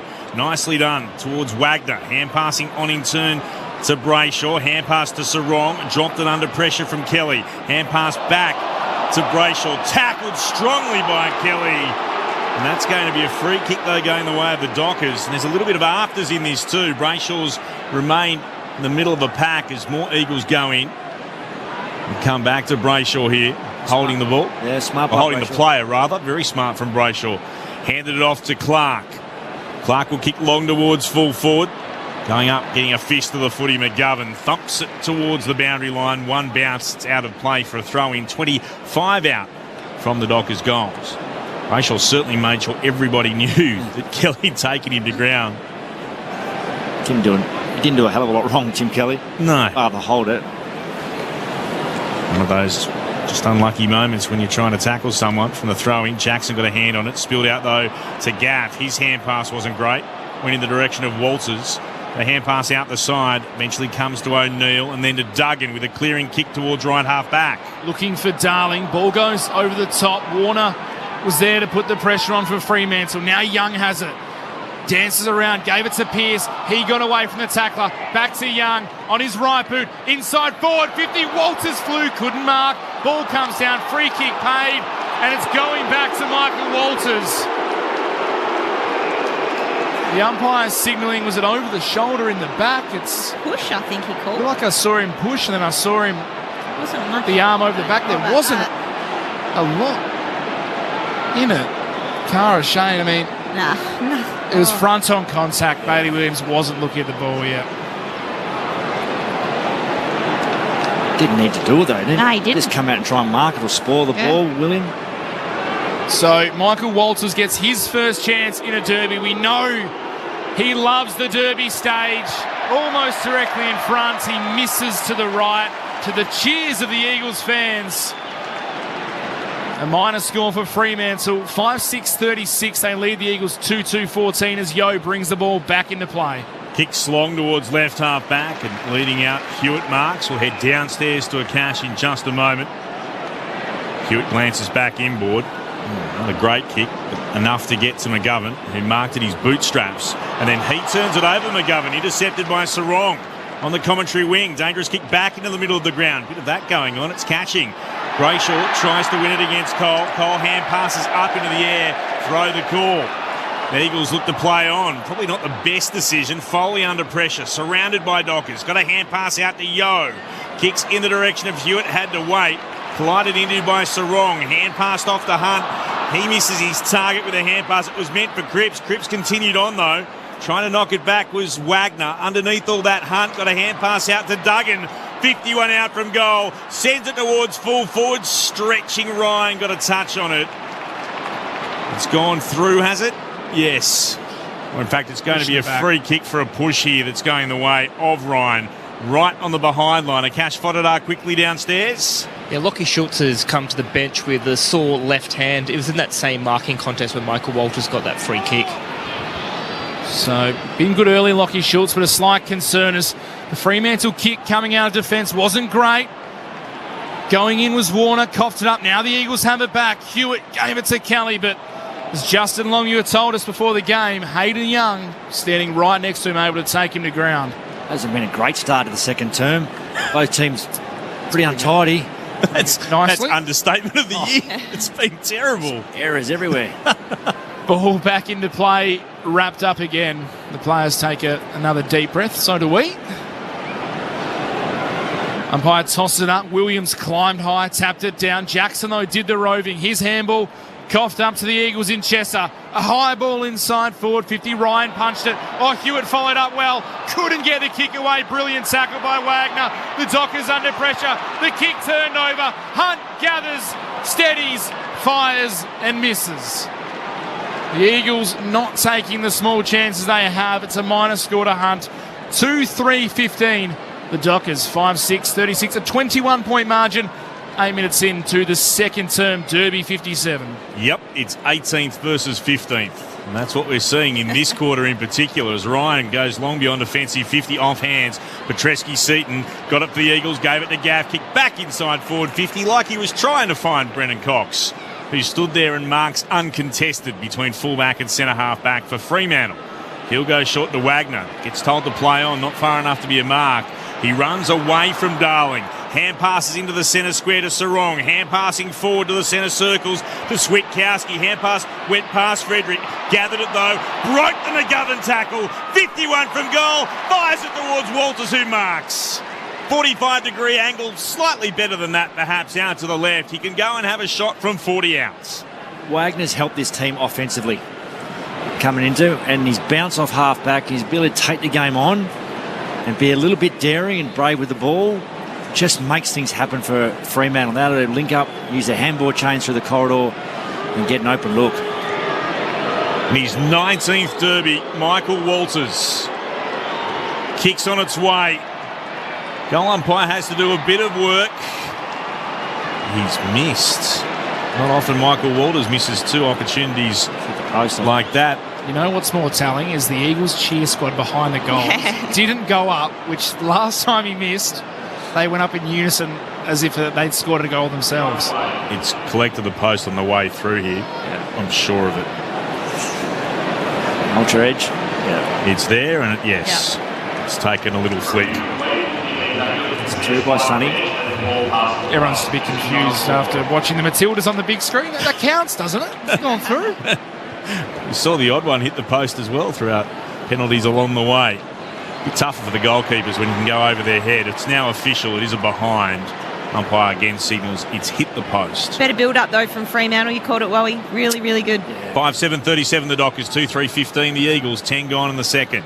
West Coast taken out the far side. Allen doing battle with Pearce. Ball goes out of bounds with Henry. Allen just the one touch since the opening goal of the game. You've got to go quick against West Coast. Settles their defence. Doesn't let them get set. Thoughts of Brownlow medalist Shane Woden here on ABC Grandstand. The ball back into play. Jackson got it to O'Meara. Good looping handball to Wagner. Wants to send the ball back inside forward 50. McGovern had his name written all over it. Flew from behind, as he's done so often. Takes the intercept mark with the kick. An absolute shocker. Chopped off by Johnson. Man over the top. Mark not paid. Unbelievably to Corbett. Umpire called play on. Well, I'd like to see the replay on that as the Eagles try to dance out of defence through Jones. Dispossessed by Johnson. Chaos, carnage. Ball out of bounds. The replay here. Shane, Cara? It's Mark. I thought he had enough of it. It's comical. Well, I put the binoculars down, getting ready to go back and call the set shot, but it wasn't there. So after all that, it's a ball up on the wing. Fremantle still lead by 22 points. Shake of the head from Corbett with good reason. Duggan, the restart, his kick was smothered. Spill back to Gaff. Got it off towards Jones. Broke one tackle. Hand pass. Oh, great tackle. Came from Brayshaw. Wrapped up Cole. Ball spilled free here. It comes to Frederick, who misses. No, he's just snuck it in. Michael Frederick has made the most of that opportunity for the Dockers. West Coast turning the ball over across half back. They were punished for it as well.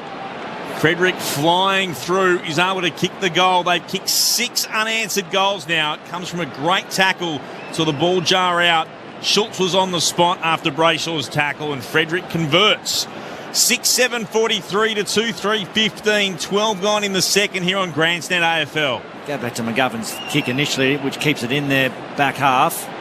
Poorly executed, and then just wanted to. They just kept giving it to players under more pressure and more trouble. The Jones handball to Cole. Oh yeah, really set him up. Set him up. Turnover again. Front half.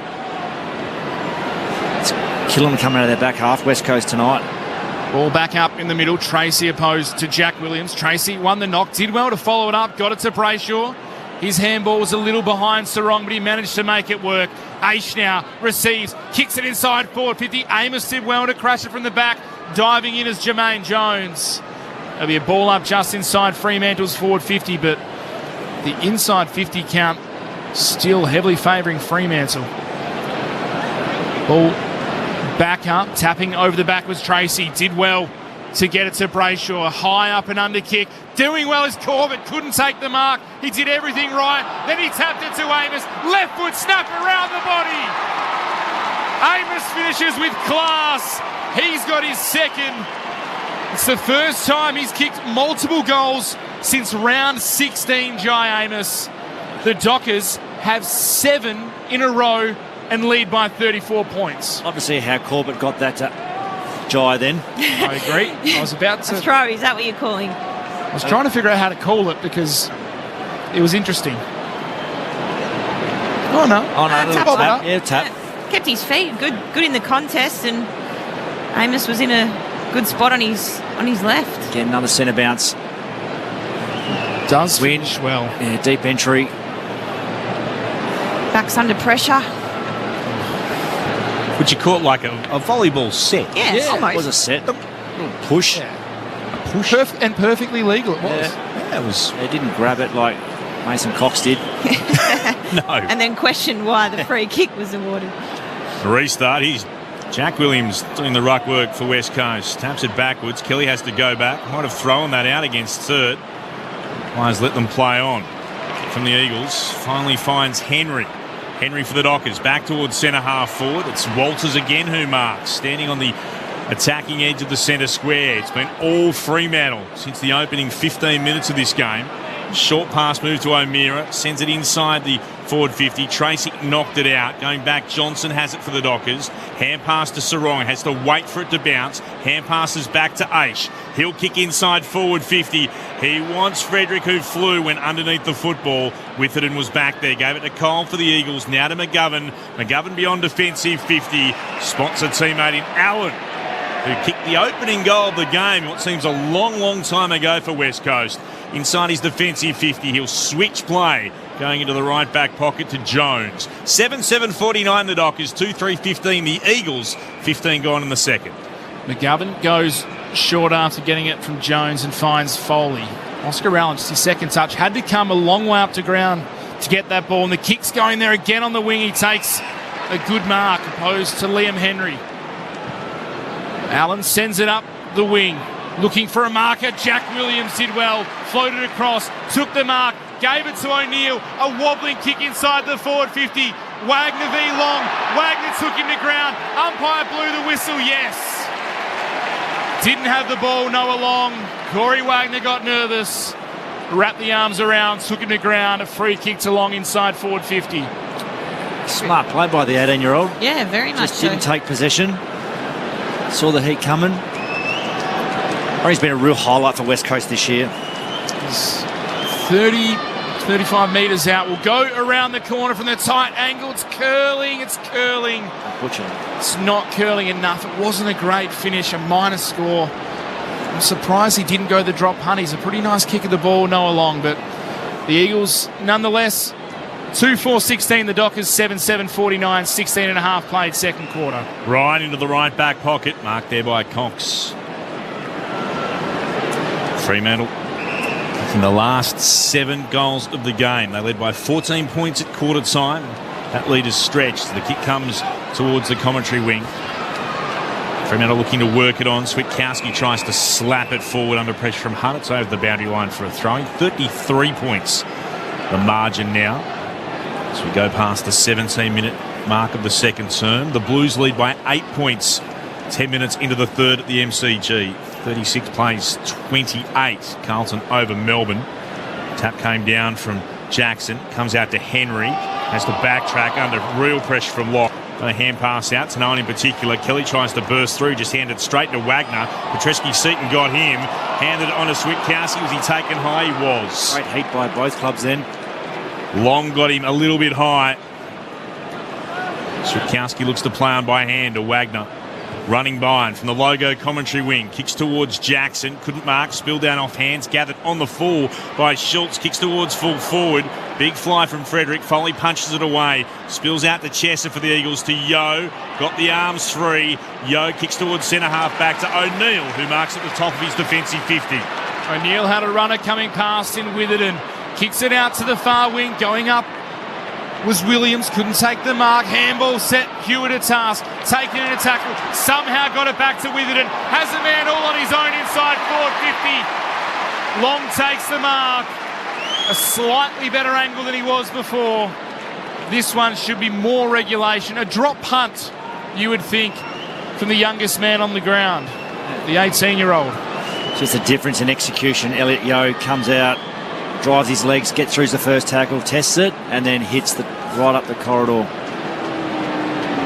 Shane Woden says there's been a bright spark for the Eagles this year in a dark year. Has shown plenty, Noah Long, but doesn't kick to go on a derby. Kick is on the way. It's out to the right. He poked at it, and it's another minus score. Noah Long with 2 behinds this quarter. 2-5-17 West Coast, 7-7-49 Fremantle, Derby 57.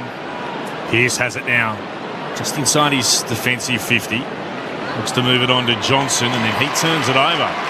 Centre wing commentary, outer side, marked there by Hunt. Moved it on again towards Hewitt to Kelly. Was tackled by Ryan, dispossessed, holding the ball. Dockers take the advantage. Brayshaw brings it away to Warner. Hand passing forward. This is Johnson again to Young. Hand passes towards centre half forward. Picked up on the bounce by Brayshaw. Lost his footing on hands and knees. Gave it back to Warner. Sends it inside forward. 50 flying out to it. Amos couldn't mark. Crashed into Cole at the back, knocked towards goal. Misses the lot, bounces across the face for a throw-in. Goodness me. Was it with it and underneath all of that? Wow, he was absolutely crunched by Amos as he flew for a mark. Ball to be thrown in right full forward for Fremantle. They lead 7-7 to the Eagles 2-5. 20 gone in the second. Jackson and Williams again. Jackson, beautiful tap into the corridor. Oh, lovely from Luke Jackson. Lockie Schultz finishes it off. He's got his second. And that is silver service from Luke Jackson out of the ruck. The Dockers are charging. 8 goals in a row. The margin, 38 points. Shane Woden, Cara Antonio. He gets into such good spots, Lockie Schultz. Just watch the fall of the ball there. He's had a number of front and centres and just so clean. He's on tonight. He's 11 touches, 6 inside 50s and 2 goals too. He's been the barometer for him down there. And is he leading the medal at this stage? It's very early. It's very early. Has he been the best one so far? It's been very good. He got a great block from his teammate then, just to be able to get him into space. That's just selfless play. Luke Jackson, elite craft. Very good. Shot of Shannon Hearn on the big screen. It's quick and ugly at the moment. 75 points, the biggest margin for the Dockers in a derby. Thrown up. Dockers will look to bring it away. Comes in the direction of Sarong. Got it on again towards Young. Now they're bursting through Switkowski. And the ball speared inside forward 50 by Fremantle to Walters. And Walters should be able to go back and kick a goal. Yeah, Sarong's been good too, by the way. I'm just going to chuck his name up there. After that delivery inside forward 50.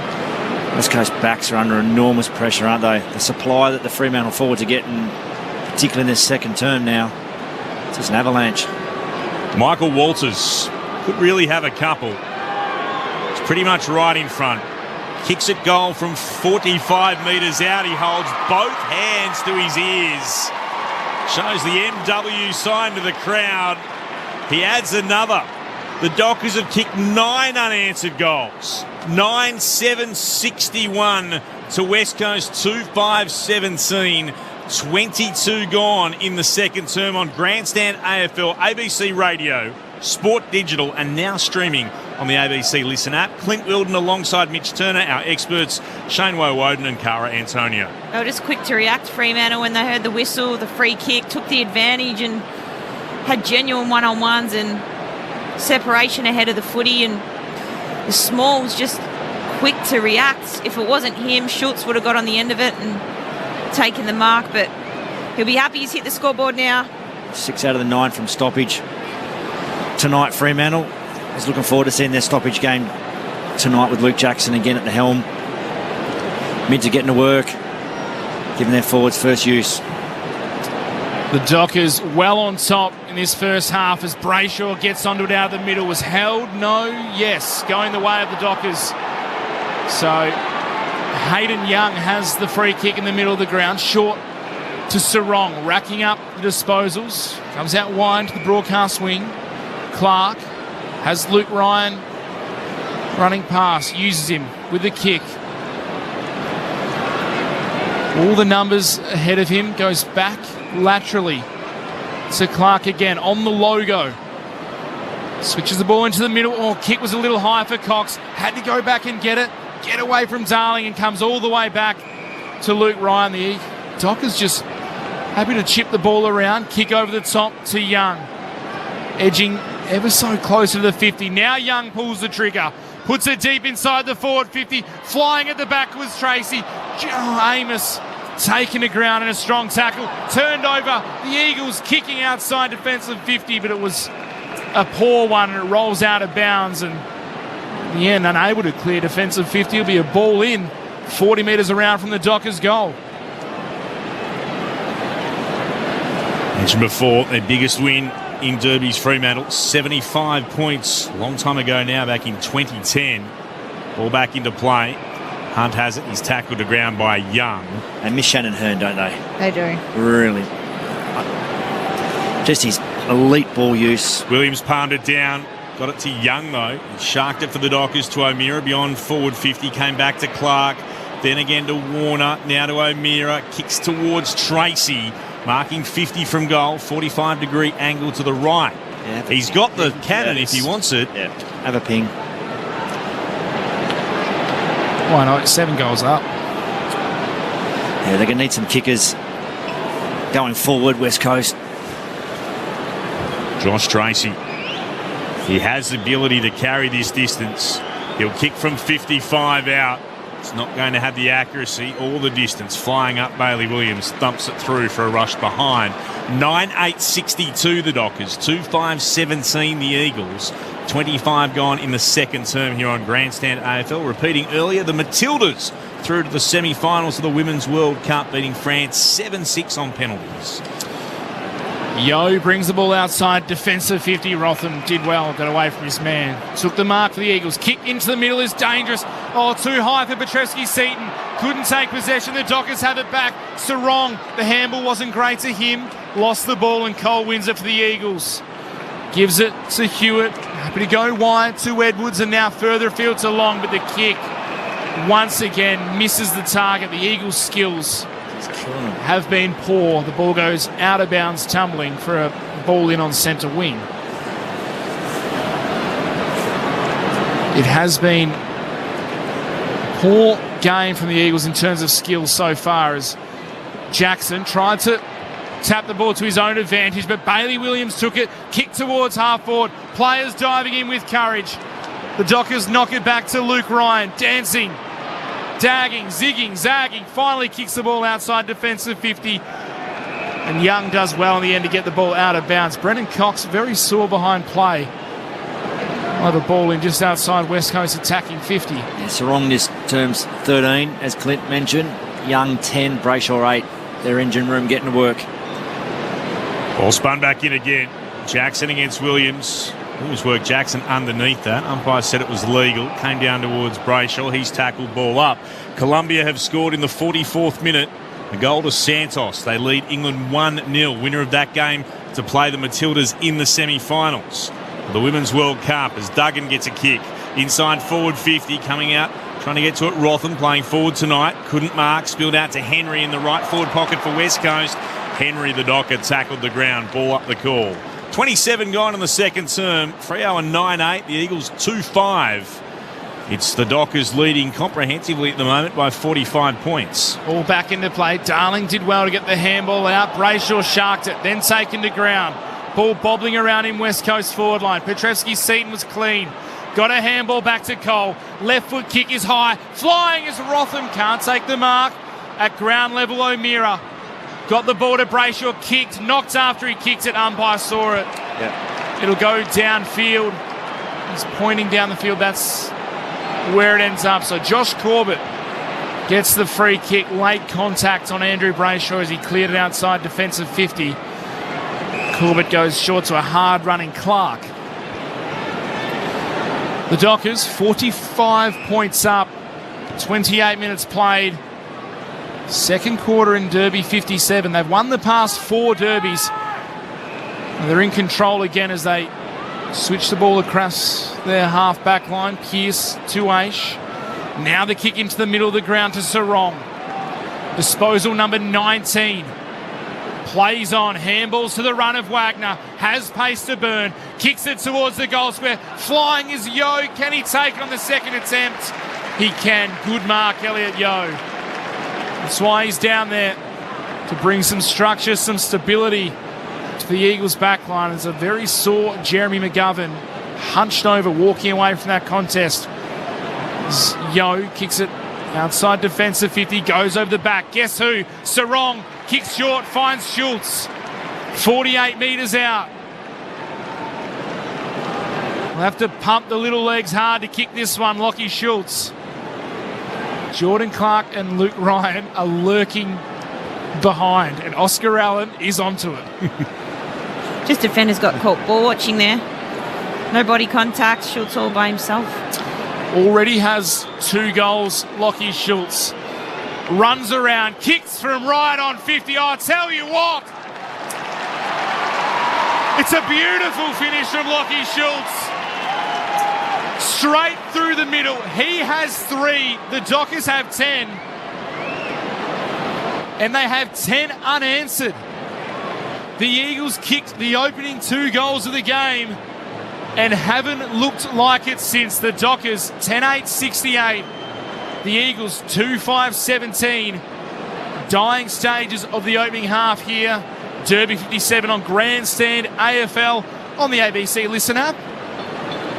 Our experts, Shane Woden, Cara Antonio. It's a nice finish. Flushed it, didn't he? He's so important to this group and this footy team, Lockie Schultz.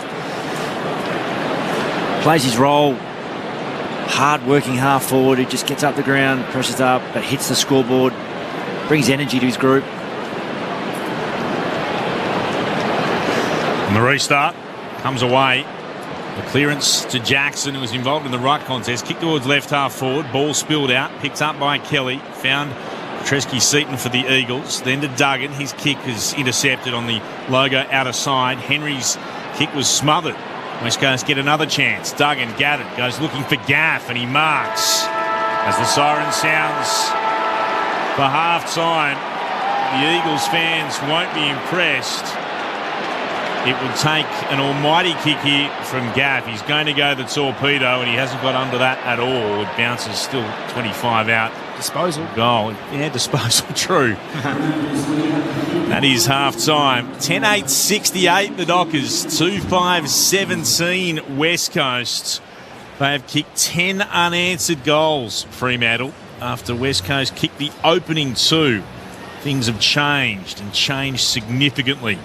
The Dockers, they've got one hand on this game, and at the moment, they certainly look like they might be able to run down their biggest ever win previously against West Coast, which was back in Derby 32 of 2010 at Subiaco when they prevailed by 75 points.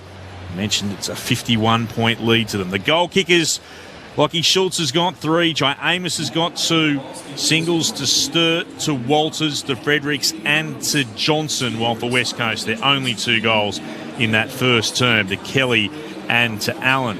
Added just 3 behinds for the quarter, the West Coast Eagles. Update for you in the game at the MCG, 25 and a bit minutes gone there in the third term, and it's the Blues now leading by just a point. It's been a close one. Carlton a 6-6-42 to Melbourne 6-5-41. Repeating, if you've just joined us and you weren't listening or watching anywhere else in the country, what were you doing, I have to say? Everyone here at Perth Stadium was still watching it. The Matildas are through to the semi-finals, the furthest we've ever gone in a senior football competition. Well done to the Matildas, beating France on penalties 7-6 in a penalty shootout that had more twist than a John le Carré novel. It was remarkable, but the Australians prevailing in the end, 7-6 on penalties. At the moment, 6 minutes into added time in the first half, England versus Colombia. Colombia leads 1-0 there, a goal to Santos in the 44th. Can they hold on? Because can we deal with another England fixture? I mean, we just played them in the Ashes, which was, the women and the men was absolutely just incredible and far too dramatic. We've just played them in the netball in the final of the World Cup there as well. It'll just make... I can't handle another fixture. It's just too much. Good point. Hold on, Colombia. If Colombia get through, then we'll take on Colombia. Oh, England have just equalised. No. England have just equalised in the 7th minute of added time in the first half. A goal to Lauren Hemp. 1 apiece, 1 all just before half-time. There was only supposed to be, I think, 6 minutes of added time. So somehow they've had an extra minute and England won, Colombia won. Who would believe it? Again, I mentioned this score. Lauren out and another one steps up. Yes. That's how England do it. No Lauren James, but, well, Lauren Hemp, there you go. I can't believe that. It'd be all the more sweeter to beat them in a semi-final. It actually would. It would, but we have had heartbreaks in World Cups on home soil from England before. We have. I don't want to go back to 2003 and Johnny Wilkinson. No. Lucy was the decoy. By the way, that's for people who remember that famous bit of commentary. Shane Woden, Cara Antonio, we digress because this has become a fairly lopsided contest here for Derby 57. Yeah, and probably where we probably should be, really. West Coast were good early, but their back half stuff at the moment has been horrific. It really has. Their inability to execute and come out of their back half. And mind you, though, the pressure from Fremantle on their front half has been very, very good to be able to force these errors some of the time. But they just went to work then, Fremantle and Cara, and got on top around the ball. Their mid started to get to work really well, and centre bounce, front half territory game. Outstanding by Fremantle. Sarong Brayshaw Young been very good. Got some real bounce off half back with Wagner and Jordan Clark.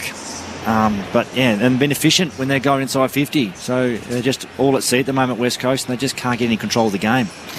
Yeah, I completely agree. Freo look dangerous going forward.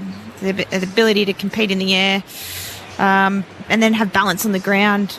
A number of crumbing goals we saw in that quarter, and gone inside forward 50 12 times for 6 goals for. So pretty efficient every time they're getting it in there. They're looking at scoring and hitting the scoreboard.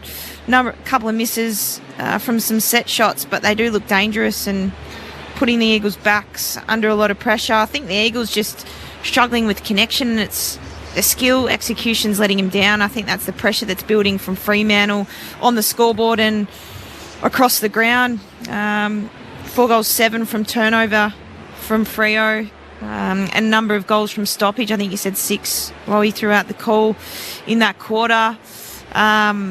They look dangerous when ball's in hand now. It was start of the game, it was Eagles. They were hitting targets that we hadn't seen them. They were coming through the corridor. They were chaining through forward handball, and getting it in quickly. So Fremantle's defence couldn't set up and create some air assist, but it's roles reversed, and for a lot of that quarter, Fremantle dominated in the air and on the ground. Yeah, it certainly was. They got on top around the ball. Jackson was creating some havoc in there. Sarong's been good. Although Sarong, he's had some footy and had a fair bit of it. He's had 20 to half time. He's only had 80 metres gained. So of those 12 handballs, which he's pretty good at, so he's a very clean player. But I reckon Schultz has been outstanding, and I reckon their bounce off half back with Wagner. Wagner's had over 400 metres gained already in this half. So it just gives their offence something really good and just gets them going and just be able to change lanes, get it through the corridor, and put some speed on the ball has been really impressive. So, it's going to be a tough road back right now. One thing I would do is I'd put it O'Neill or Edwards to Sarong and just challenge these second-tier type players, not the kids. Kids are in their first year just trying to get to the pace of AFL footy. But these guys who've been around a few years now, who haven't touched the footy, get them in the game a little bit. Go to Brayshaw, go to Sarong, go to one of them anyway, and just put the clamps on them and just add something different to your game rather than just, at the moment, just find it hard to get their hands on the ball. I think that young Kelly matchup is, if I was JR, I'd be pretty happy. I know Kelly's hit the scoreboard. He's had 13 touches, 11 of those have been handballs, and he's -9 metres gained. Yes. So for me, that's a win for Fremantle. Young's been able to collect the footy a lot, 15 touches, gone at 93%, 250 metres gained, and a number of clearances, 5 tackles. So I think that one, we spoke about at the start of the call, was one we wanted to watch, and I think Young's got the better of Kelly. Kelly giving away a couple of silly free kicks towards the end of that quarter, just getting a little bit frustrated, I think. So, yeah, you're right, though. I mean, I think from West Coast, they've got to throw a few things out, challenge a few players, getting to the back end of the season, contracts on the line, who's going to play, what's the list look like next year, and what can you get out of some players that you haven't seen already this year. This is the game to probably do it and challenge those players. That's how you learn. It's an important piece, though, for West Coast. You're right there, Carol. Fair bit to play for still, too. You don't want to see any West Coast player go into self-preservation mode and think about it's about them and it's just going hunting the footy and doing things. They're still got to play their role and do what's best for the team right now, and that's really important here for this group. But yeah, Fremantle and speaking of JL pre-game, a model of consistency is what he's chasing to, and particularly these last 3 weeks. And he won't want to drop off in that area. He wants to keep around their contest method, their contest, very similar to Melbourne, contest defence, and what happens after that offensively is really important, but getting their methods right in there and getting real consistency across the 4 quarters. So he'll be challenging his team to be able to execute that again in the second half. 3/4 time at the MCG, and scores are level between the Blues and Melbourne. Kristen Petrarca is the only multiple goal kicker there. He's got 2 so far for the Demons. 6-6-42 apiece between Carlton and Melbourne. Earlier today, Brisbane were able to move up into second spot with a 6-point win over Adelaide at the Gabba, 15-9-99 to 13-15-93. And in the other games, to kick things off, Essendon by 9 points over North Melbourne and Sydney by 24 over the Gold Coast Suns. Half-time at Perth Stadium. It's all about the Dockers at the moment. They're up by 51 points, 10-8-68 to West Coast 2-5-17. Let's pause and take the latest from the ABC newsroom.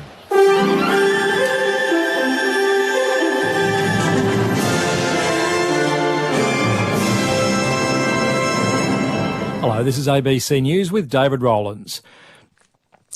Australia has gone through to the semi-finals of the Women's Soccer World Cup for the first time after beating France in a dramatic penalty shootout at Brisbane's Lang Park.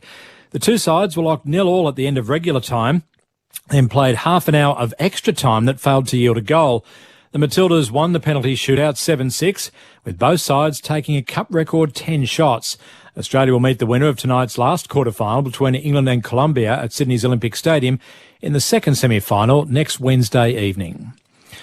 Hawaii's Governor Josh Green says relief efforts have gathered more than $150 million amid devastating wildfires that have swept through the island of Maui. At least 80 people are known to have died in the deadliest natural disaster in the state's history. The fires are still short of full containment, and the historic town of Lahaina has been almost completely razed. Governor Green says it's a tragedy. The fires on Maui have been devastating. You can see now that 1,000 structures or more have been destroyed. Look out for your neighbours, love them. That's what we will be defined by in the future. Queensland Fire and Emergency Services say residents should prepare to leave as a large, fast-moving fire burns in Ducklow near Dalby in the state's Western Downs region. The blaze is located near Ducklow-Galera Road and is travelling towards Caves Road and Galera Road. Residents are urged to implement their bushfire survival plans while firefighters work to control the fire, as they warn that conditions could worsen quickly. A missing 29-year-old woman and her 11-month-old son have been found safe and well in Perth. The alarm was raised late yesterday, with police saying they had concerns for the welfare of Elizabeth Pickett and her son, who were last seen in Midland, north-east of Perth. A police officer has been killed in the Ukrainian town of Orivi after it was shelled by Russian forces. The BBC's Paul Moss has more.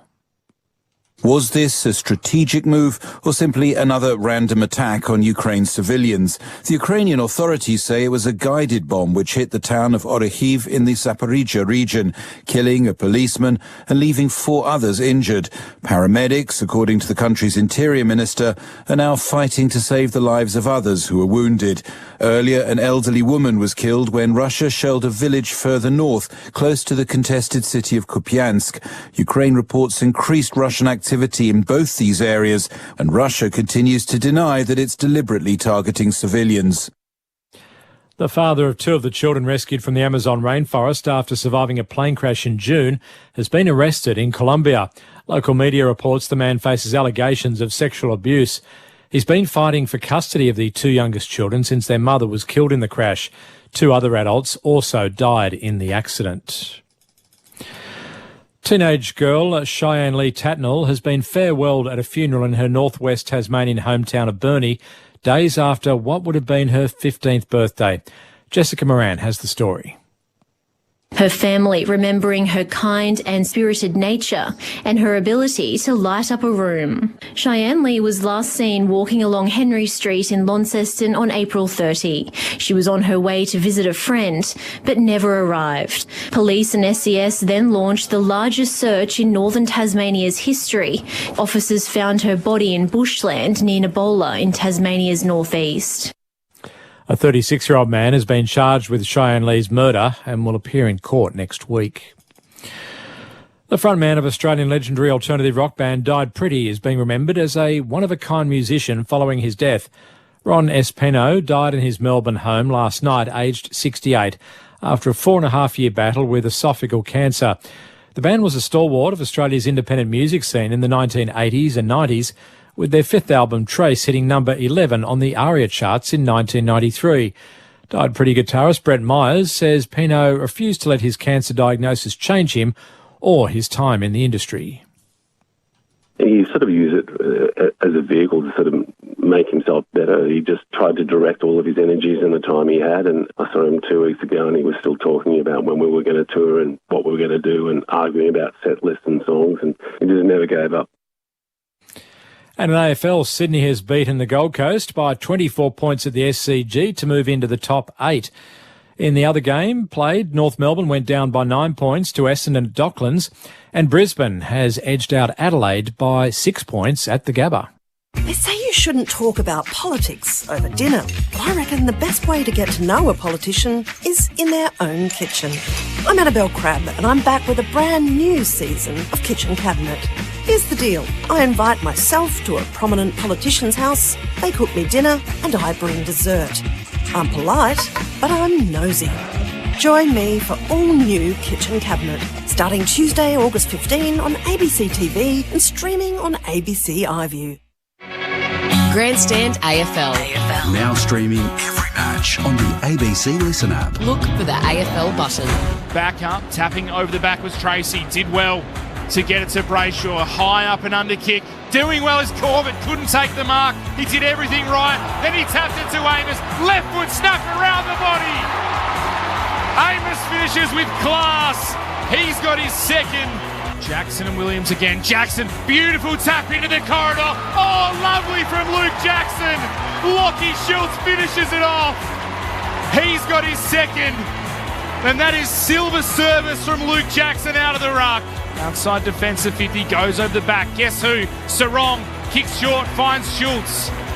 48 metres out. We'll have to pump the little legs hard to kick this one. Lockie Schultz already has 2 goals. Lockie Schultz runs around, kicks from right on 50. Oh, I tell you what, it's a beautiful finish from Lockie Schultz. He has 3, the Dockers have 10 unanswered. The 2023 AFL season. On radio, ABC Sport Digital. and now streaming on the ABC Listen app. Welcome back to Perth Stadium. Half-time, 10-8-68. The Dockers, the West Coast Eagles 2-5-17. It'll be a night long remembered in Australian sport. And why? The Matildas going through on penalties against France to the semi-finals of the Women's World Cup. Here's the moment that mattered most. It's Courtney Vine who steps forward for Australia and places the ball on the spot. Courtney Vine faced up by Durand, a short run up. The whistle blows. Courtney Vine for the semi-finals. She scores! She peels away! And the referee says that is all over. Australia have won. What an outpouring of emotion inside the stadium there in Brisbane. The French have fought valiantly. They are crushed, they're deflated. But Australia have made it into the semi-finals of the World Cup in incredible circumstances, in the highest drama imaginable. A penalty shootout that went 10 penalties deep, that Australia missed 2 opportunities to win before Courtney Vine stepped up and struck it home for Australia. I'm not sure how many people's heart went not just racing, but to a point where you were worried about what might be the next thing that happened to you, because it was remarkable to hear. Brilliantly called by Ned Hall, getting home 7-6 on penalties.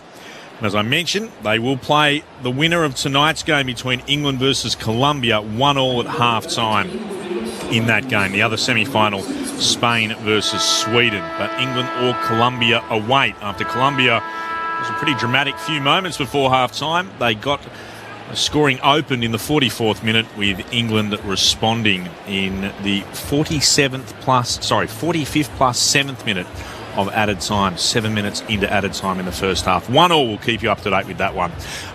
Let's have a look at some of the other numbers here. Mitch Turner, what have you got for us?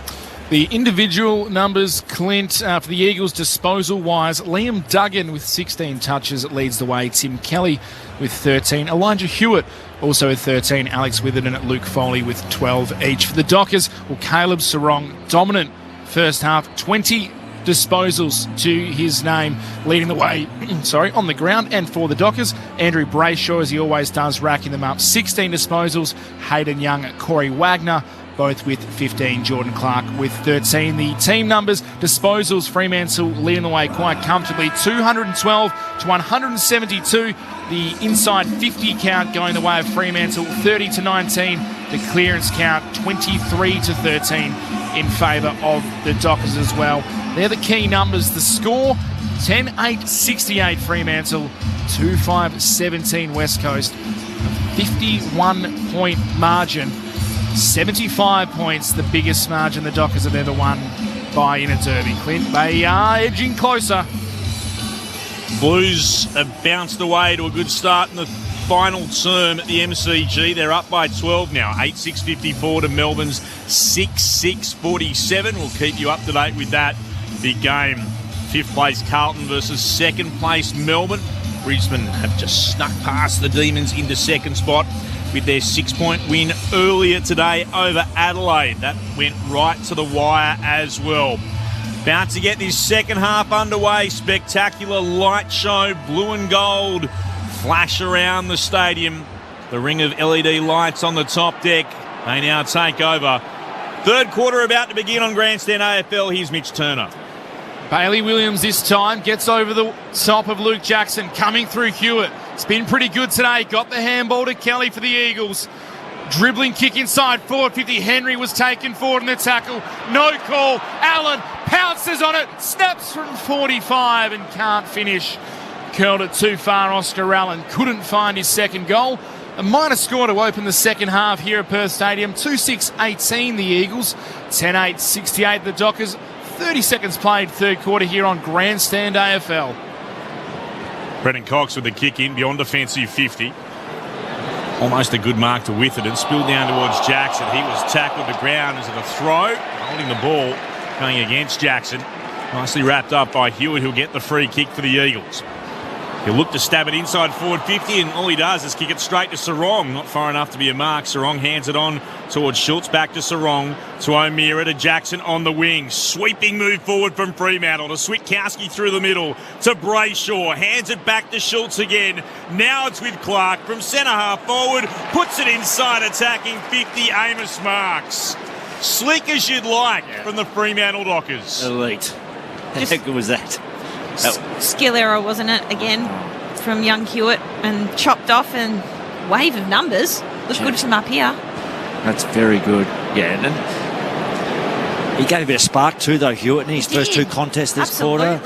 Just gives a bit of energy, which he does really well, but unfortunately didn't set his feet, didn't organise them well enough to hit that short. Here's Jai Amos with a couple tonight. He'll kick from 45 out. It's right underneath it. Does it have the carry? It does. 3 for Jai Amos. 11 unanswered goals for the Dockers. 11-8-74.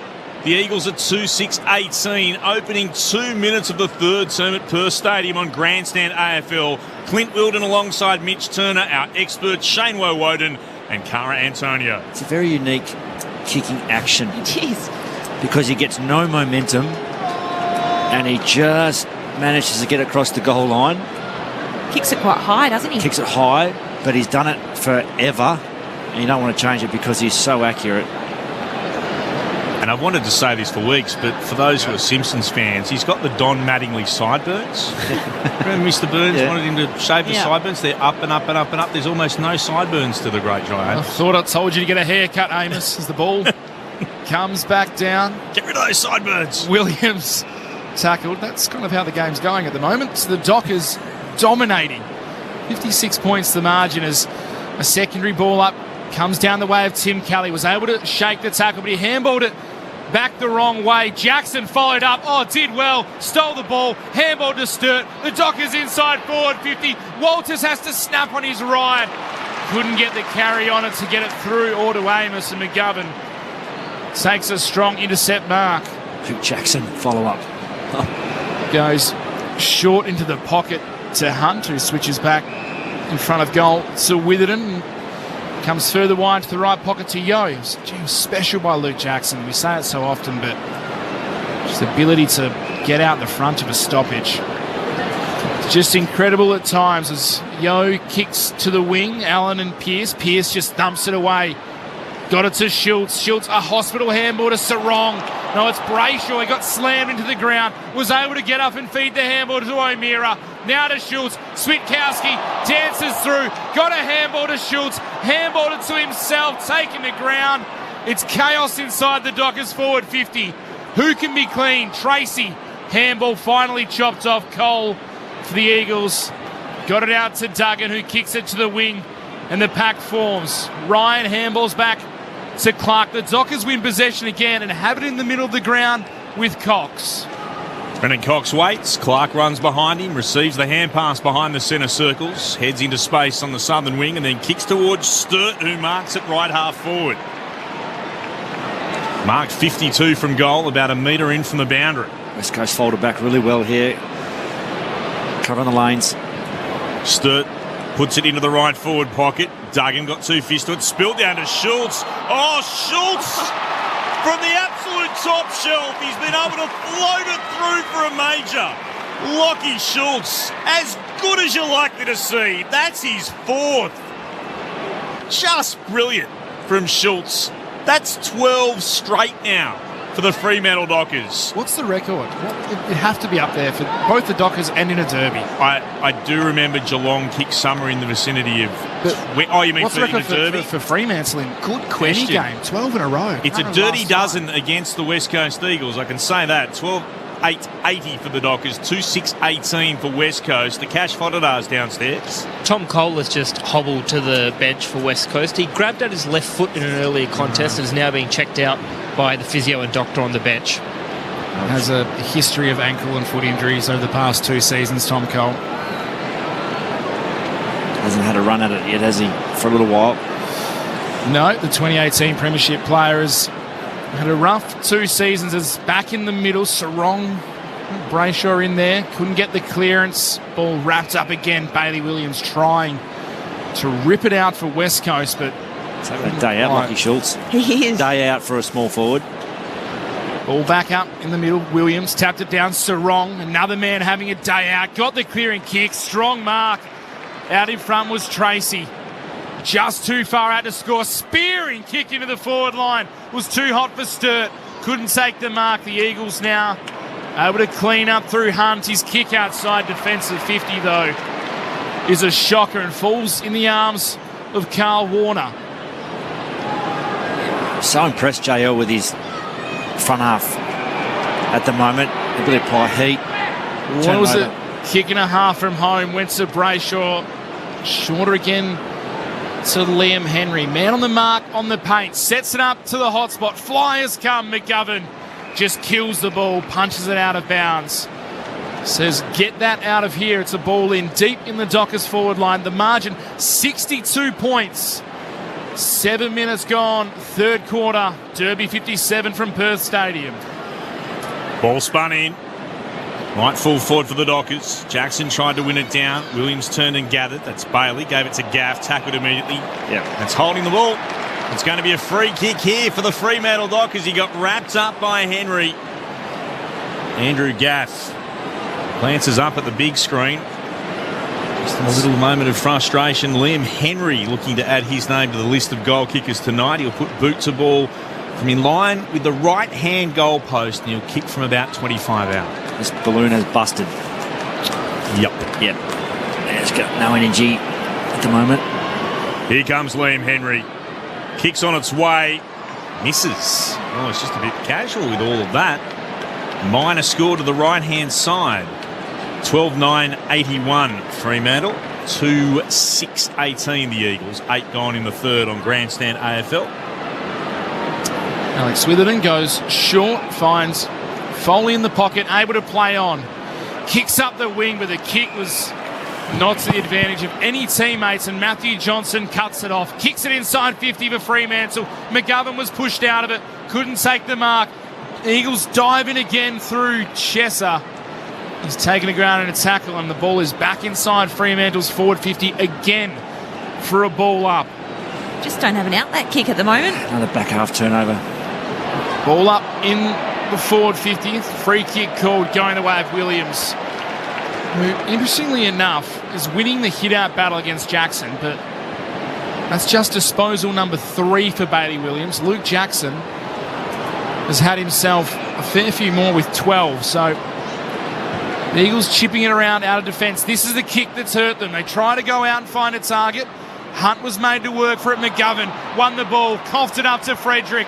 Henry has it back for Fremantle. Kick into the pocket is a ripper. A laser beam to Sam Sturt.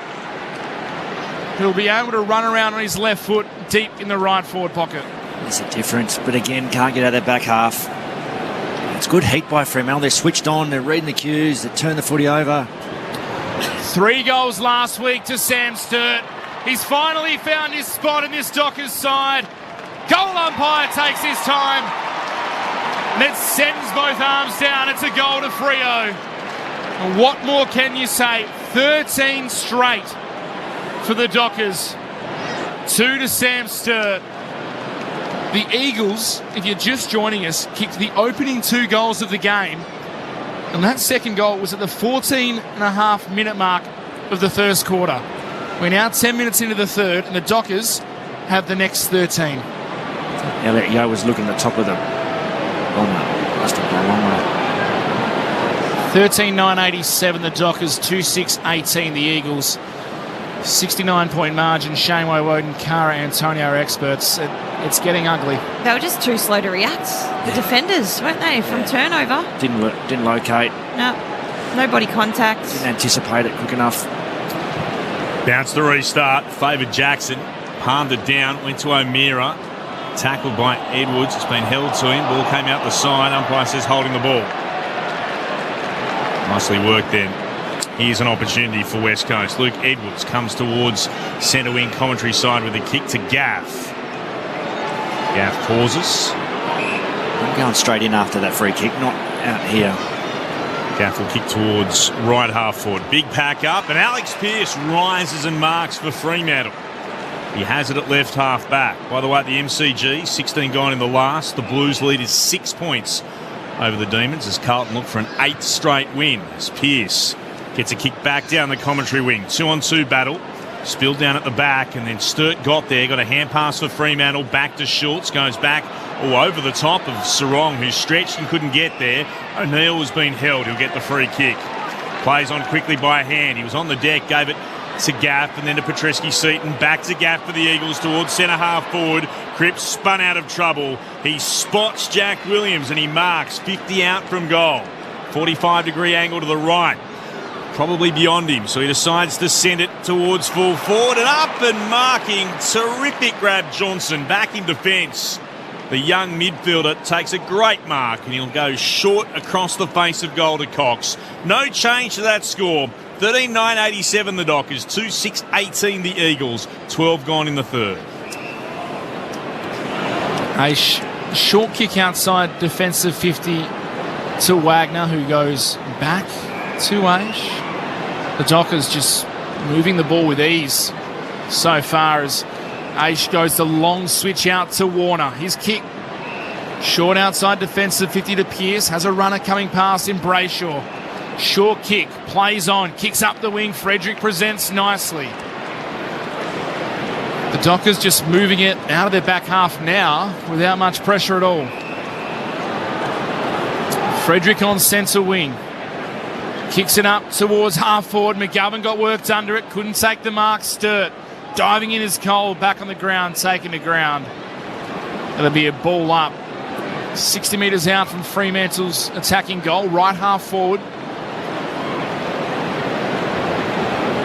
11-goal margin in this third quarters.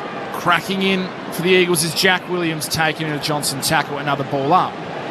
That's the difference sometimes, isn't it, when you bring the ball out? That was a bit more methodical by Fremantle this time. Ball goes over the back of the stoppage. Diving in is O'Meara. Got the ball out to Walters. Then Petreski-Seaton somehow manufactured a kick. Oh, Jones couldn't mark it centre half back. It falls to Lockie Schultz. His kick smothered. Well done, Noah Long. Then had the composure to come wide. Get the ball to Gaff. Henry meets him late. But the umpire pays the mark and he plays on to the advantage of Witherden, who kicks up the wing. Jones couldn't mark. The Dockers have it back again, and Ace gives it to Brayshaw. Brayshaw, long kick, inside forward 50. Henry, was he taking the ground? Umpires say no. Amos gathers hard up against the boundary, tries for the impossible and misses, and apologises to a couple of teammates who are probably in better positions. Minor score, 13-10-88 the Dockers, 2-6-18 the Eagles. 14 gone in the third as West Coast immediately bring it in and head it into the left back pocket. And go find Cole and they go back to McGovern who marks. Again, front on contact. Not there. I can't believe that Henry didn't get a free kick for that, but anyway. Long down the outer side. West Coast has it through Oscar Allen. The Eagles have the ball with Allen as Clint Wheeldon says he goes short up the wing and finds Noah Long. He's playing okay today, Noah Long. He's doing what he can, but the kick back wasn't great. The Eagles, the ball retreating inside defence. McGovern manages to clean it up, gets an outside defensive 50. The kick up the wing was dangerous, but it was a good one to Edwards. His kick further afield to Hewitt. Able to turn. Oh, he had a man all on his own over the top in Gaff. Oh, the kick was horrible. The bounce sat on its end. The Dockers have it back. Sturt's wrapped up. It'll be a ball up, and skill errors are murdering the Eagles. So Chesser or Hewitt then? That was Hewitt. Hewitt. Ball up. Josh Tracy v Jack Williams. Tap down to Petreski's seat and met solidly. Taken the ground. And Hewitt again. The concern. Elliot Yeo on the bench. Was there a bit of concern there with Adam Simpson just patting him in the back? Or was that just well done? Keep going. The Dockers win the ball off half back through Warner, then through Clark, and a good kick up the wing to Amos. So if there's concern with Yeo, Cash Fototan will be able to bring us all the latest in just a moment. It's the last thing Eagles want late in a horror season is another injury to a veteran. As Amos kicks up the wing, Walters in front, was manhandled from behind by Witherden. Wins the free kick. The game just plateauing for the time being. Walters retreats all the way back to Clark. The Dockers want to switch the ball. They kick it across the ground. Cox now has it, and they have gone from one wing to another. And Luke Ryan has it on the far wing now, the southern side of the ground. And just taking his time, he goes back towards Brendan Cox, and they'll switch it again. As Cox goes further afield to Clark. I might give it back to you, Clint. It's a bit like the world game here, isn't it? Switch one way, switch the other. Now it's with Henry. There's a Simpsons episode like this as well. Holds it. Here's Michael Walters. Speaking of which, the way West Coast have been playing as Walters stabs it short to Young, they might think about putting the World Cup back on the big screen here just to do their fans a favour. Here's Young, who'll thump it long towards full forward. Flying up, Amos couldn't quite get to it. Spilled down a second time, then he was tackled the ground. Ball up will be the call. 70 points the margin in favour of the Dockers. Repeating their record win in a derby is 75. They're on track at the moment. Tracy won it down. Schultz's kick was straight into an eagle. Spilled out the back to Switkowski. Couldn't get any purchase really on the football. Went up and down in the lift.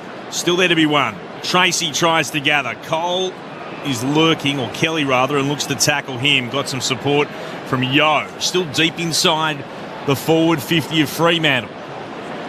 Throwing up. Jack Williams had a touch. Came to Young. Kelly tackles him. The Dockers have kicked 13 unanswered goals after West Coast kicked the opening two. Throwing aloft again. Walters almost got it away. Petreski-Seaton does. Kelly did well through traffic to get it to him. Petreski-Seaton thumps it into the middle of the ground. Waiting for it though is Ryan for Fremantle. Hands it back to Cox and he'll flare it out towards just forward of the wing, outer side of the ground, and a chance for Johnson to do something with it for the Dockers. So Johnson kicks a high ball inside, forward 50. Pack forms flying at the back with both Rotham and Amos. Ball comes down. The Eagles able to clear it, but straight back to Johnson. The Eagles with almost all their numbers inside defensive 50. The Dockers outnumbering them about 6-2. Forwards are playing very high. They're probably inside defensive 50. Kick goes back inside forward 50. At the back, Amos couldn't mark. Sturt it was, had two grabs at it. Then Schultz is taken. And it's just going outside Fremantle's forward 50. It's getting sent back in. It's just repeat after the other. Can they break through the Dockers here? Tracy. Tunnel balled Schultz. Chesser barrels the ball outside defensive 50. Jordan Clark leads the race on the wing. Gets the ball in space. Handballs inboard to Cox. And now the Dockers with numbers and time again. Oh, Cox has kicked to Warner. Warner dropped it. Was able to get it to Aish. Stepped around Allen.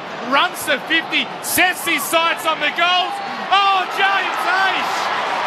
That'll bring some life into the game. A miraculous goal from James Aish. Stepped through traffic. Broke the tackle. And a broken play ends up with a brilliant goal. 14 straight for the Dockers. 14-10, 94 within touching distance of the ton. The Eagles 2-6-18. The margin now 76 points. It is sitting above the biggest winning margin the Dockers have had in a derby, which was 75. How long ago was that, Clint Whelan?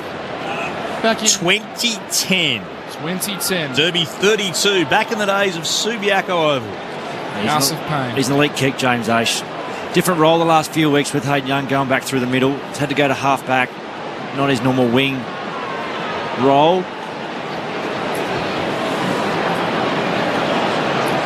Carl Warner's had just a couple of moments tonight. Down to the footy. Trying to bring it down was Jackson. Couldn't really gather. Neither could Duggan. Sarong could. Hand pass for Young to run onto. Oh, look away. Hand pass over the shoulder. Beautiful for Johnson.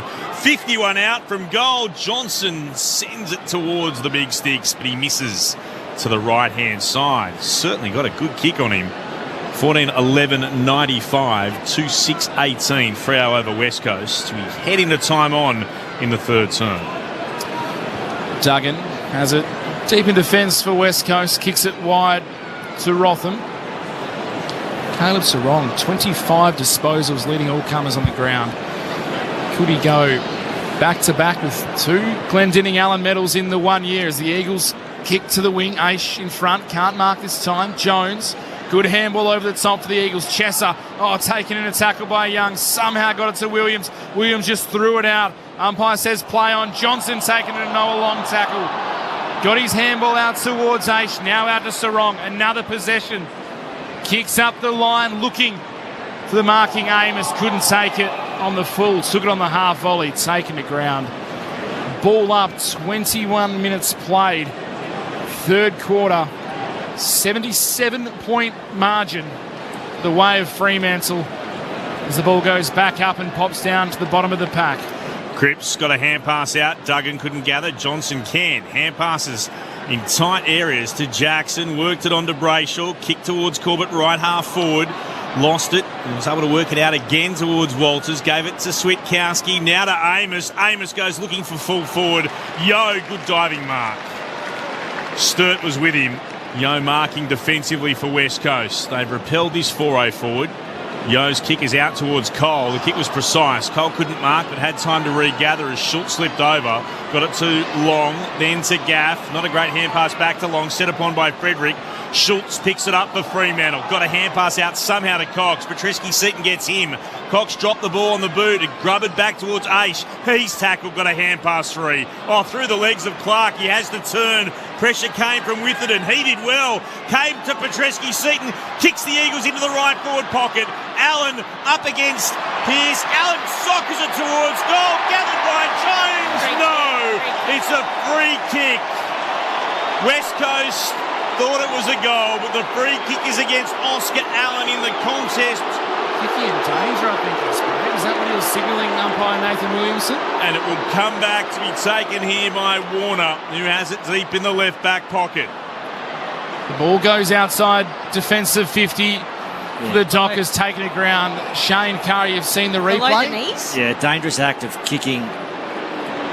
Yeah, like he... Watch the replay again. He's attempted to soccer the ball towards goal, as we mentioned, and in doing so has actually taken the legs out of Warner on the way through. Well, if it was the round ball game, we'd be applauding the effort with the cross. Brilliant ball as the handball goes forward from Erasmus. So the sub is on. We'll get down to a cash photo in a minute as Luke Jackson is taking the ground. Yo just dives on him with a bit of aggression there. I don't know what's happening there. See, as he's made contact with the ball, he's lost his footing and then made contact below the knees with Warner. Fair enough. Right call, but tough. Tough, yeah, it is, but it's all right. That's the rule. Erasmus just thrown off the ball. Brayshaw got it to Young. Kick inside forward 50. wrestling inside the forward 50 is O'Meara. Oh, managed to get rid of his opponent. Kick the ball through the big sticks. The Dockers have number 15. And the Eagles fans are booing. And I suggest it's got something to do with the overturned goal at the other end of the ground moments ago. But as you've heard from our experts, Shane Woden and Cara Antonio, unfortunately for Eagles fans, the correct call was made. Let's quickly head downstairs. A cash photograph from the boundary. Yeah, Mitch, as you said, Neil Erasmus has come into the game as a sub, and it looks like Josh Corbett is the one who's been subbed out for Fremantle. Doesn't appear to have any ice or injury concerns, so I think it's a tactical decision. Yeah, tactical. So O'Meara goes deep forward, takes Corbett's role effectively, and then allows Erasmus, in the last 30 minutes really of this game, just to go and play his inside mid, and as JL said pre-game, just manage these young kids' minutes. 15-11, 101 Fremantle, 2-6-18, 83 points. I'll do the math for you there. So hand back to Clint Wheeldon. Clint, your turn to call a bit of action. See what happens here. You've been calling all the great moments, Mitch. Been very impressed. Going early was Williams. Jackson stayed down. The hand pass out. Chance to come forward again through Brayshaw onto Young. Oh, look away, hand pass over the shoulder. Jackson collided heavily with Foley. Both were up to the contest. Walters tried to pick it up. Did so, got a hand pass out the back. Brayshaw tried to soccer it backwards, only found Duggan for the Eagles. Kicks towards the outer side of the ground. O'Neill meets it, defensive point of the centre square. Tackled to ground. Wagner got him one side, Erasmus the other. Ball up the call. 19-3 inside 50s this quarter. It's been lopsided, so's the scoreboard. Dockers by 83 from the restart. Aish got the clearing kick inside forward 50 for Fremantle. Ball allowed to hit the turf. Sturt tried to get a hand pass out, tackled the ground. Umpire spots a free kick. It's a push in the back. It's coming back here for Fremantle. It's Sturt who was at the bottom of that. Not sure if it was Foley who got him or Edwards. They were both involved. And Sam Sturt looking to match his career equaling best haul of 3 goals. One of the 2 times he did it last week. I didn't expect this from West Coast though. After the last couple of weeks and what they've shown, it's been pretty impressive. Terribly disappointing. Yeah. Going backwards tonight. Sam Sturt, here he is. Pretty much straight in front. 45 out. He punched the air before it had sailed between the big sticks. Fremantle incredibly have kicked 16 unanswered goals. It's sweet 16 for those in purple. The majority of the crowd at Perth Stadium have every right to be filthy. 16-11, 107 to 2-6-18. The Dockers over the Eagles in Derby 57.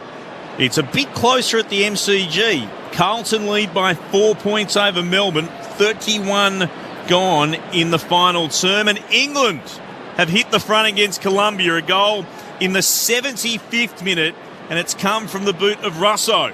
2-1 they lead Colombia, 75 gone. The winner of that game to play the Matildas in the semi-final on Wednesday. Getting your wish, Mitch.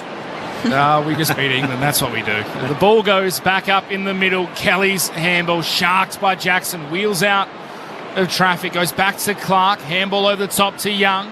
Able to get away from Kelly. Back to Clark. Now Jackson, the Dockers, just able to find the target every time. Erasmus kicks towards half forward. Switkowski has the ball, 65 from home. Less than a minute to go in this third quarter. Kick into the pocket. Amos can't take the mark. McGovern did well. Got back. Was able to effect a spoil. Goes out of bounds for a boundary throw-in. 89-point margin. 28 minutes played in the third quarter.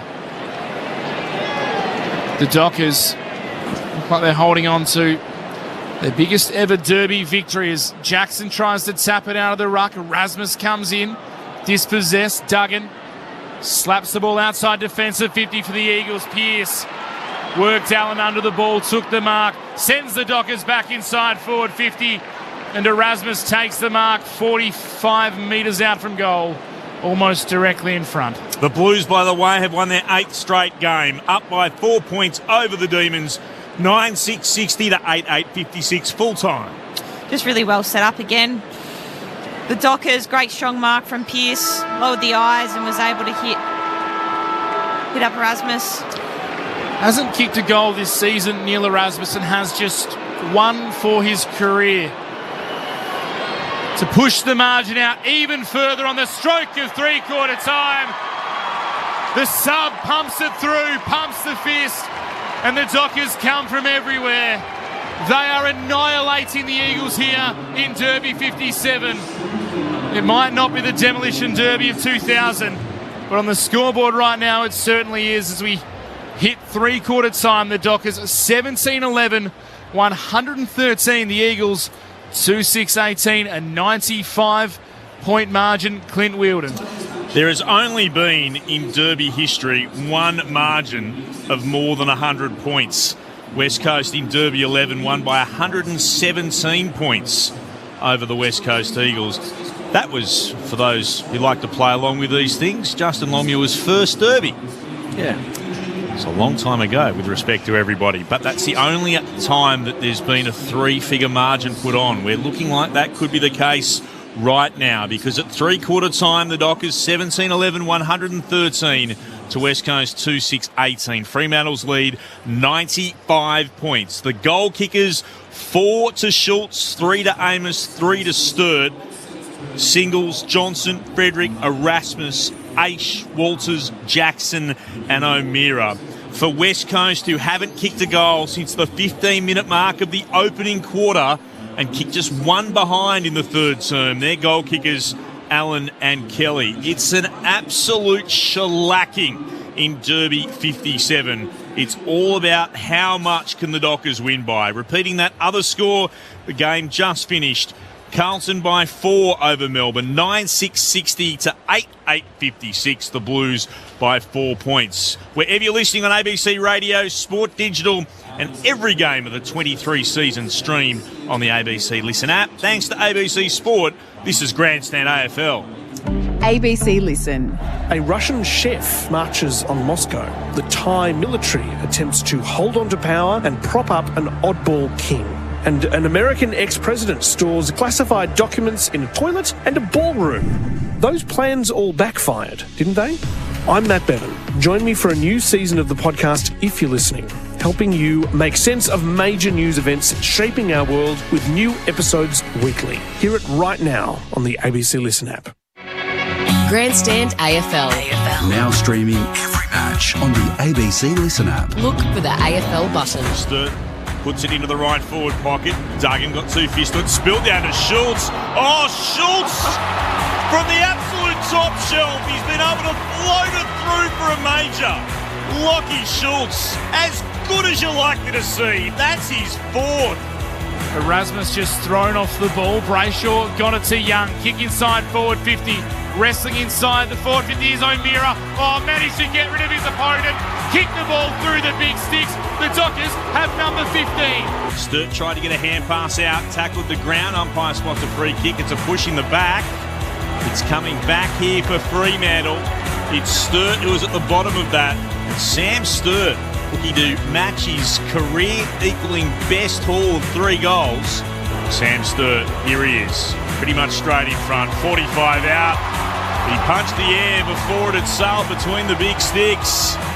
Fremantle incredibly have kicked 16 unanswered goals. The 2023 AFL season. On radio, ABC Sport Digital, and now streaming on the ABC Listen app. In other games earlier today, Brisbane by 6 points over Adelaide. It means the Lions are sitting in second tonight on the AFL ladder after Carlton down the Blues in the game that has just been completed. Carlton getting up there by 4. Sydney beat Gold Coast by 24. Essendon by 9 over North Melbourne. And here, well, quite frankly, it's embarrassing for West Coast. The Dockers 17-11, 113 to the Eagles 2-6-18. Cara Antonio, Shane Woden. What have you made of that? Yeah, well, A horrendous quarter by West Coast. wasn't great to watch. Wasn't great to call. Smacked inside the contest, smacked outside. Couldn't get the ball inside forward 50. Couldn't territory. convert. Yeah, it was. This could blow out quite significantly, I think, in this last quarter if it continues how it is. And I mean, for Fremantle, some positive signs. Winning. I think Luke Jackson's been really good. Just his follow-up work leaving contest and follow up after he's been able to tap to advantage. He's so mobile and agile. Number of inside forward 50s, and the young kids up forward having a bit of fun for Fremantle. Amos, Sturt, and then obviously Erasmus coming on as a sub and hitting the scoreboard as well. So this could get very ugly. Just love what they've done defensively. And although they won the contest and won the front half game, the ability to keep it there and just look really well organised behind the ball and all out of shape. The forwards for West Coast right now, and the ball just keeps re-entering. They've just dominated all facets of the game tonight. You just hope now West Coast don't roll over and they fight the fight. Just quickly for those who are tracking along with the stats at home, Caleb Sarong leading all disposal getters with 26, Andrew Brayshaw 25, Jordan Clark 22, Lockie Schultz, Hayden Young both 20 for the Eagles, Liam Duggan with 20, Witherden and Kelly with 18 apiece. So we head into the final quarter here. The Derby 57. The Dockers lead by 95 points. 17-11, 113. The Eagles 2-6-18. A record margin on the cards for Fremantle in what will be a historic derby for them. As a record margin, full stop, could be on the cards. Yeah. If we see a quarter like we saw in the third. Fremantle at the moment have climbed up onto 14th on the ladder, and their percentages had a 5% boost, so they've jumped ahead of the Gold Coast as we stand with the final term underway of Derby 57. Jackson palmed it down to Brayshaw, tackled by O'Neill, came out for the Eagles. Duggan looked to work it back to Cole, couldn't gather. Duggan picks it up at centre half back. That's a good kick. Finds Jones on the logo, southern side. Hand pass again to Gaff. Hand pass to O'Neill. Hand pass back to Foley. Now to Duggan by hand to Yo. Back where we were on the logo, southern wing. The kick's towards right half forward. It misses Gaff. Behind him, Clark can take the mark, and he has it defensively in the left back pocket for the Dockers. Clark looking for a target, nothing short, so kicks long to the wing. Oh, coming through from the back was Tracy. Strong hand, strong mark, and has a man all on his own over the top in Walters. Took the mark, but just had to stop for a moment. Now sees something he likes, tries to pick out Switkowski between three Eagles, one of the shortest players on the ground, and somehow able to mark between traffic and will go back from 45 metres out, tight angle, left-hand flank. That's just poor defensive craft from two defenders. Didn't watch the flight of the ball, did they? No body contacts, no reference. Had no right to take the mark, Sam Switkowski, and probably has no right to kick the goal, so he doesn't. He tried to lay it off. Jackson had a couple cracks, couldn't mark. Walters diving in for Fremantle. Jones tries to clean up for the Eagles, gave it to Cole. Oh, his kick back to Switkowski, dances around one, gives it to Sturt, sees a man over the top, all on his own. Neil Erasmus again, the sub, has the chance to kick two. No, he chips backwards to James Aish. That's selfless. Very easy as the sub and a young player, only 19 years selfless, of age but one thing really important. There's one West Coast player not in defensive duty, and they still found a free player. Two free players. Ball watching, guarding grass. So James Aish already has one brilliant goal. This, believe it or not, for 18 straight Fremantle goals. Aish's kick misses to the right. Reprieve for the Eagles just. 17-12, 114 the Dockers, 2-6-18 the Eagles, a 96-point margin, early stages, fourth quarter, grandstand AFL. Yo, short to Witherden in the left back pocket. He'll kick towards the commentary wing. Pearce battles with Allen. Pearce won it down for the Dockers. Going by was Clark. Hand pass back to Cox. Hand pass into the centre square. This is Brayshaw towards the centre circles. Johnson arches the back, goes on a run, thumps it inside forward 50. Always favoured Yo. Running back with the flight was Sturt. Yo coming the other way. Took the mark and sends it towards the southern wing. Jones short again to Kelly.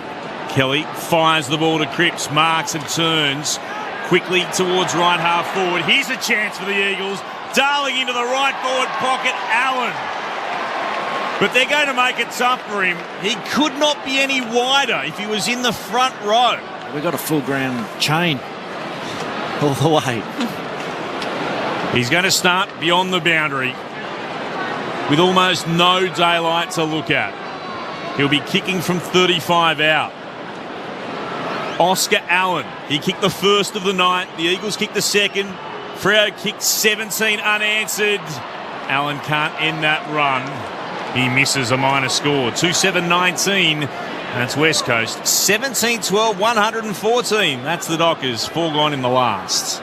Quickly down to a cash Fodeta. West Coast have made their sub. Greg Clark has come onto the ground, and it looks like it is going to be Tom Cole subbed out. He did hobble off again, but no one's actually made their way to the back of the bench yet. So Clark was straight into that contest. Got a fist. McGovern cleans it up. Shared it with Clark. Got it back. McGovern's kick up the wing. Tight to the line. Jones takes a good mark. So the Eagles still the chance to snap the Dockers' 17-goal run as they kick it deep inside the forward 50. It gets out the back. Andrew Gaff dribbles one through. It's over. The streak is over. After 17 unanswered goals, the Eagles get their first goal since the 14.5-minute mark of the first quarter. It's 4.5 minutes into the fourth. Andrew Gaff gets it. He gets his first of the day. The margin back to 89 points the way of Fremantle. 3-7-25 the Eagles. 17-12, 114 the Dockers. Read that well. Gaffy as that fat side winger just collapsed a bit over. And Liam Henry just didn't quite do enough to guard the line.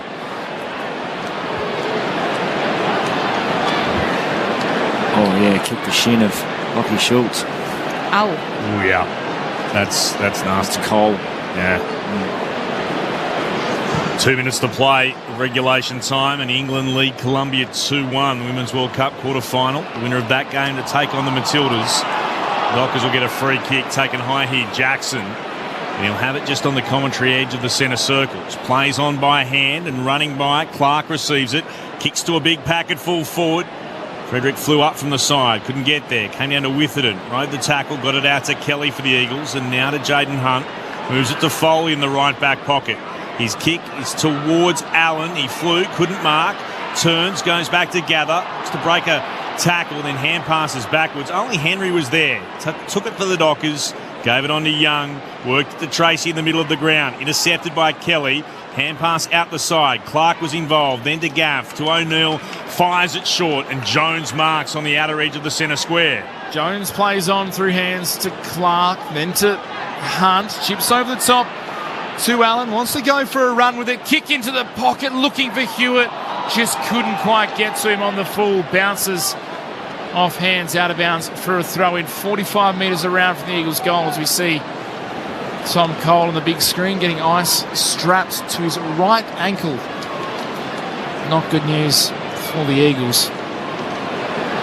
An injury to insult this time as Jackson's tap out the back goes to Young. Clearing kick outside defensive 50 for the Dockers. Falls out the back. Rotham just slaps it on his boot. Pack forming. Pearce flies from behind. Takes the intercept mark. He's been pretty solid today and limited opportunities Oscar Allen's had, but it's been a fairly good contest between the Dockers' current captain and potentially the Eagles' future captain as Pearce switches wide to the pocket to Clark. Clark marks. Sends it in the direction of Warner. Derby debut for Carl Warner, 21-year-old, just his second game of AFL football, and he'll head right back to fullback to Cox. His calf in the first one, didn't he? He did. Yeah. In the warm-up? He did. Kick beyond defensive 50, in the direction of Brayshaw. Couldn't gather. The Eagles have it again across half forward. Jones looks to thump it towards goal. It bounces past Jack Williams and then heads across the boundary line for a throw-in at right full forward for West Coast. Can they kick back-to-back goals? For the first time since the 6th and the 15-minute marks of the opening term. They trail by 89 points. 8 gone in the last. Ball toss back in, deep inside the forward 50 for the Eagles. Can they kick those back-to-back goals? Snap towards goals, cut off by Warner. Clears it outside. Defensive 50 going the way of O'Meara and Chesser. The umpire runs in. Wasn't happy enough. O'Meara wasn't close enough to the ball. He was only about 1.5 meters, 2 metres away. But the free kick goes to Chester and the Eagles. Plays on. Runs around. Kicks to the top of the square, and Jackson floats in and takes the mark. He's just getting better and better each week, Luke Jackson. Goes short and wide to Luke Ryan. Hasn't had to do a huge amount today, Luke Ryan. Only the 16 disposals. As he has a bit of a fumble coming out of defence. Kicks it short, finds Clark. So even when the Dockers fumble, they're able to clean it up. Clark finds Switkowski, runs, takes a bounce, has a mountain of space, kicks inside 50. Tracy went back with courage, couldn't take the mark. Duggan just panics, clears it, kick goes out of bounds. That has to be insufficient intent. Yes, it is. So the same two players ironically going for the ball in Chester and O'Meara as they bring the ball back in the Dockers, and Switkowski finds the chest of Sturt, who has the chance to go back and kick a career-high 4 goals. Wow. Just a all at sea defensively. From Liam Duggan, an experienced player. Correct, absolutely. More time than that. The guy who says he wants to be the captain, that wasn't a great moment as Sam Sturt, 45 metres out, tough angle to the right. We're right behind the kick, and it is magnificent. Sam Sturt, hold your head high. 3 goals last week, a career-high 4 this week. He's been made to work hard to get his spot back in this side, but right now he thoroughly deserves it. The Dockers, 18 goals, 12, 120. The Eagles, 3-7-25. 10 minutes played, 4th quarter. Our experts on ABC Grandstand, Brownlow medalist Shane Woden, former AFLW captain for the Dockers, Cara Antonio. He's making the most of his opportunities, especially the last couple of weeks, isn't he? Bit of self-belief, bit of belonging at the level now, and find his time, getting his body right. It's taken a little bit of time, but you can see the talent, can't we? Absolutely. It was a good chat with him last week, post-game, where he acknowledged he wasn't doing enough, and he's had to work hard. He was always a lovely kick. A very skilled. Lovely kick, but admitted that he had to do a few other things, and now finds himself in the team. Genuine spot in this side as Jackson won it down, couldn't gather Clark, and it's good to see him in the middle, almost got it away for the Eagles, but Erasmus ends up with it. Oh, Brayshaw ran straight into Duggan, he tackled him to ground. Umpire says it's going to be a free kick the way of Brayshaw. He was slung. There's an issue perhaps with Michael Walters for a tackle earlier in the game on Witherden. In the meantime, Brayshaw kicks towards full forward, off hands. Witherden will get back there first. Gantler's in his defensive goal square and kicks towards the right back pocket. Finds Long, has to go down on one knee to take the mark, and does so. 18-12, 120 the Dockers, 3-7-25 the Eagles. Derby 57 is going to be remembered for a thumping win for those in purple as the kicks towards right half back for the Eagles off the hands of Ryan of the Dockers. And over for a boundary throw in. 51,172 in tonight. The majority of those West Coast fans, they're bottom of the ladder, but their support from their supporters literally has been magnificent. 12 gone in the final turn. Williams won the tap for the Eagles. Diving in was Hewitt. Felt like he was taken high, still holding his head as Fremantle players crash in. No free kick, it'll be a ball up, as we see on the big screen. Shannon Hearn and Luke Shuey, the 2 retiring veterans, watching on in deep in discussion. They would not be enjoying this one bit at all as they farewell the club in a few weeks in some pretty average circumstances. The kick from the Eagles go up the wing and off hands. Jack Williams out of bounds for a throw in. It's a long road back, isn't it? A lot of building to do. I don't know where they sit. I understand that. It's going to take a long time, as Adam Simpson said pre-game. They would have retired the last 10 days, Shannon Hearn and Luke Shuey, and felt a bit more optimistic than they're feeling right now as the ball's tossed back into play. O'Neill's taken to ground, and a strong tackle by Henry. Umpire circling, holding the ball. The Dockers will have the ball back. Will have the chance to go forward, but for the time being, Henry goes laterally to Brayshaw. Kick towards half forward. McGovern flew from behind, couldn't mark. Walters spun out of traffic. gave it to Erasmus. He was spun in a tackle, able to get the handball free to Amos. Taken in a tackle as well. Threw the handball out. It ends up back with Henry. A dangerous kick. Clark on the wing, wrapped up by Darling. Did he take him on? The umpire's circling, no. Ball up on the logo. The Eagles fans still in full voice despite the 95-point margin the way of the Dockers in this fourth quarter. Been very good tonight, Clark. Here's Williams thumping it down. Clark's out after it. He'll provide a bump. And Shepherd on Erasmus. Petreski-Seaton gathered and then kicked it straight into Erasmus. You can go back, Petreski-Seaton. Picked it up. Hunt ran by. Right up against the boundary line on the outer wing. Heads towards right half forward. Darling couldn't mark. Spoiled away by Warner. Ball hits the deck. Umpire's going to ball this up. Tackle came from Brayshaw. It's Darling who climbs up off the turf.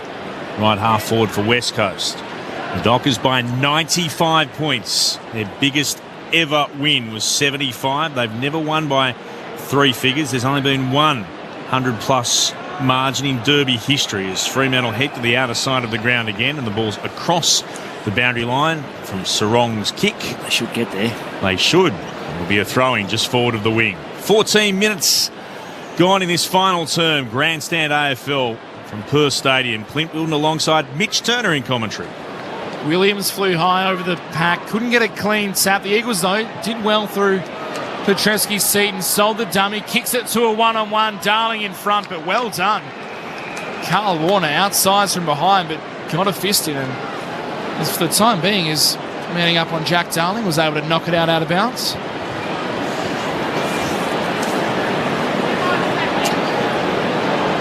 Williams and Jackson to do battle again. Ball tossed in. Over the back, Switkowski jumped, couldn't take it clean, dives back in. Now Clark for the Eagles, kicks it towards half forward, over the head of Aish. Noah Long, inside forward 50, handballs to Allen. Cripps, tied in the boundary, kicks towards goal. Luke Ryan able to see it through, knock it off through hands, and it's a minor score to Fremantle, or to West Coast, 3-8, 26, 18-12. 120, too many numbers. The Dockers go forward and Tracy has the ball in the middle of the ground. Lovely kick from Aish. From right half back towards Tracy, just shy of left half forward, moves it on to Ryan, steps off his mark, pressured by Witherden, has done well enough to get it into Sturt, who marks in the left forward pocket. Frederick had run back towards goal, that's ignored, and with the form that he's in, Sam Sturt should go back and have a shot here. Had a couple of numbers streaming forward, Fremantle. He had a stoppage over there, and Caleb Sarong ends up at 40 metres out all by himself. No intent from a mid from West Coast to locate him. That's appalling. Straight up the middle. Sam Sturt looking for his fifth. This won't be it. It's across the face. Good defensive Mark McGovern stood in front of Amos. Brings it down for West Coast. Kicks across the face of goal to Hunt. And who marks? That margin's still 94 points, 17 gone in the last. This is a good ball movement. You mean it's a 50-metre penalty? Correct. It's the cleanest the Eagles have come out of their back half all game, unfortunately, as ball goes to Clark off the 50-metre penalty, wide to Chesser, plays on around the boundary, kicks inside forward 50, pack flies, going back with courage was Johnson for the Dockers, knocked the ball out, tackled was a Fremantle player in Erasmus. He was slung without the ball, and Oscar Allen is holding his right arm and right shoulder again. Erasmus plays on out of fullback, a poor kick. Straight back to the Eagles. Chesser handballs wide to Rotham. Johnson tackles him out of bounds. Oscar Allen coming to the bench. Akash Fodatar downstairs. Yeah, he's definitely favouring that right shoulder, Mitch, as he jogs off. It was attempted to spoil in that last contest where he seemed to jar that arm. Popped out. Yeah, meanwhile for Fremantle, Corey Wagner's actually having a left hamstring issue looked at by the doctor and the physio on the bench. Ball in dispute, out of sight of the ground, still bobbling around. Eventually Petreski-Seaton ends up with it. Step one way, then the other, and then kicks inside forward 50. Darling had 2 on him. Couldn't mark it, understandably. Bounced down to Pearce.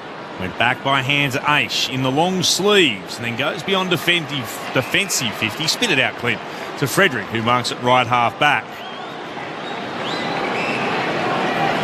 Looks inboard. Short pass to Aish again. And I'll switch play, Fremantle. Long kick back towards Cox, who marks in the left back pocket. Just collapsed West Coast. They've been collapsing since the first quarter. Johnson towards left half forward. Schultz wanted it. Rothen flew. Got a hand on it. Spills back towards the boundary line. Is it being kept in? Jack Williams tried his best. Couldn't do so. Young was there. It's over on centre wing, outer side for a boundary throw-in. Plenty of concern for Oscar Allen here. Stuck out the right hand in a sort of marking contest, made contact with the back of Warner, and that's what seems to have jarred the shoulder out. Ball spun back into play out of side. It's not the first time we've seen it from Oscar Allen, clearly playing through some shoulder issues this season as Kelly wins the ball for the Eagles, drives it inside, forward 50. Cox with the fist, able to knock it away from Darling and then forced out of bounds. Boundary throw in 45 metres around from the Eagles' goal. He's got both strapped, I think, doesn't he? Both shoulders. He's come to the bench a number of times in the past few games with shoulder issues. But he was feeling his forearm at the time. It's like his elbow, wasn't it? Bicep. Yeah, it is more the elbow as we see the strapping go on. Ball back into play. Cox did the ruck work for the Dockers, knocked it down, and O'Meara's taken in a tackle, ball up. Coming up on 20 minutes played, entering time on fourth quarter, Perth Stadium. Derby 57, the Dockers lead by 94 points as Warner does well to get the handball out for Fremantle to Aish. Clearing congestion. Kicks it to a one-on-one. Oh, Sarong roved it perfectly. Got it to Schultz. Releasing handball to Hayden Young. Kick up the wing, looking for Amos. Out of bounds on the full. You don't expect to say that off a Hayden Young kick very often. Not on his left. Australia will play England on Wednesday in the World Cup semi-final. England full-time have beaten Colombia 2-1 after Australia got through on penalties, 7-6 against France earlier tonight. The Eagles with a big kick inside forward 50. Pearce got hands to it, couldn't quite mark it, spilled back for the Eagles to Cripps, to Jack Williams, to Kelly. His kick was smothered and it ricochets out of bounds. It'll be a throw-in, 40 out from the Eagles' goal. They're heading to the left of our broadcast position, the Farmer Freeway end of Perth Stadium, and it's the final term. We're into time on. It's all about what Fremantle can do. Can they get 100 points up? Already on their way to their biggest ever win in derbies. Thrown back in. Tracy won it down. Came though to Kelly. Got it to Petreski. Seaton kicked around the body. Stretching for it. Jones couldn't mark. Here's Clark. Clark throws it on the boot. It won't be a goal. It floats up into the air and then is rushed through for a minor score. Greg Clark, who would, I'm sure, love to be reminded of this. Now in his 1 losses now. Yeah, that's exactly right. Yeah. And a guy who's fighting for a contract next season, to finish his career without a win after that many losses would be disappointing, as the umpires spotted a free kick from the kick out and it's going to Tim Kelly. It's a hold against Neil Erasmus. The umpire just pulling him back on his line.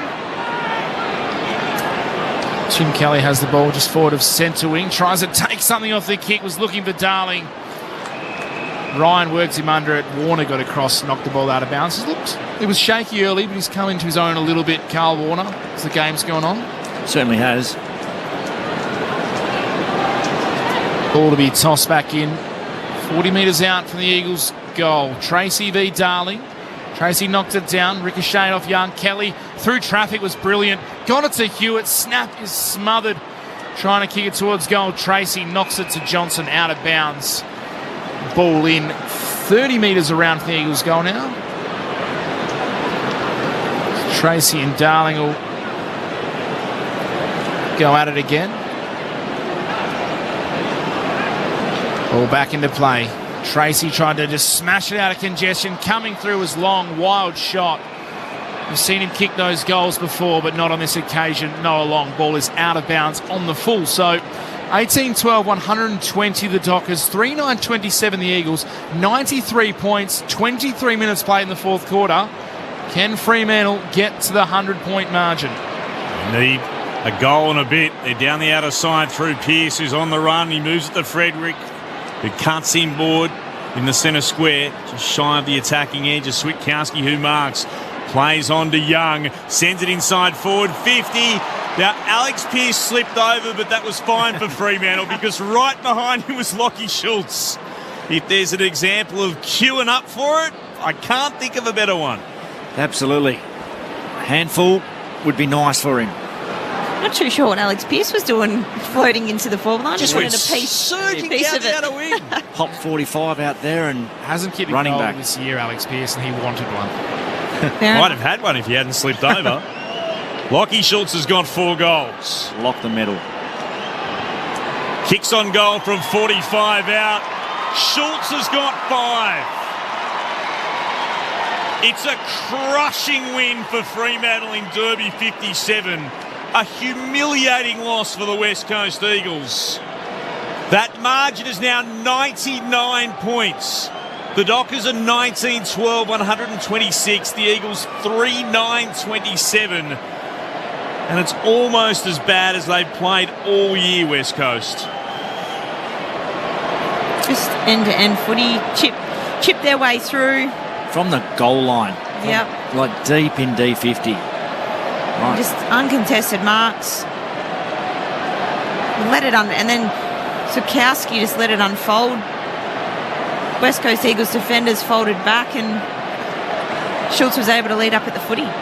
They're leading the disposal count 406 to 321, the Dockers. The contested possessions, they lead by 4. The uncontested possessions, they lead by 64. So they're beating them in both categories, inside and out, as Brayshaw coming through, able to stand up in the tackle, handball to Johnson. The Dockers players are just queuing up.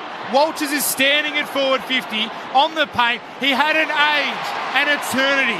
He stopped, he looked around, he had a cup of tea, he kicked the ball to Jai Amos. He had so much time that he checked the score and saw that we're playing England in the semi-finals at the World Cup. There's no pressure. No one came to him. All the time in the world. He almost had an issue of, I have too many options here. Who do I kick it to? His opponent pressed early, didn't he? Yep. No impact out the back. Jai Amos has 3. Hadn't kicked multiple goals since he kicked 4 in round 16 against the Dogs. The kick is perfect. And the Fremantle fans in the crowd cheer because that brings up the 100-point margin. The Dockers lead the Eagles by 105 points, and it's something that's never been said before.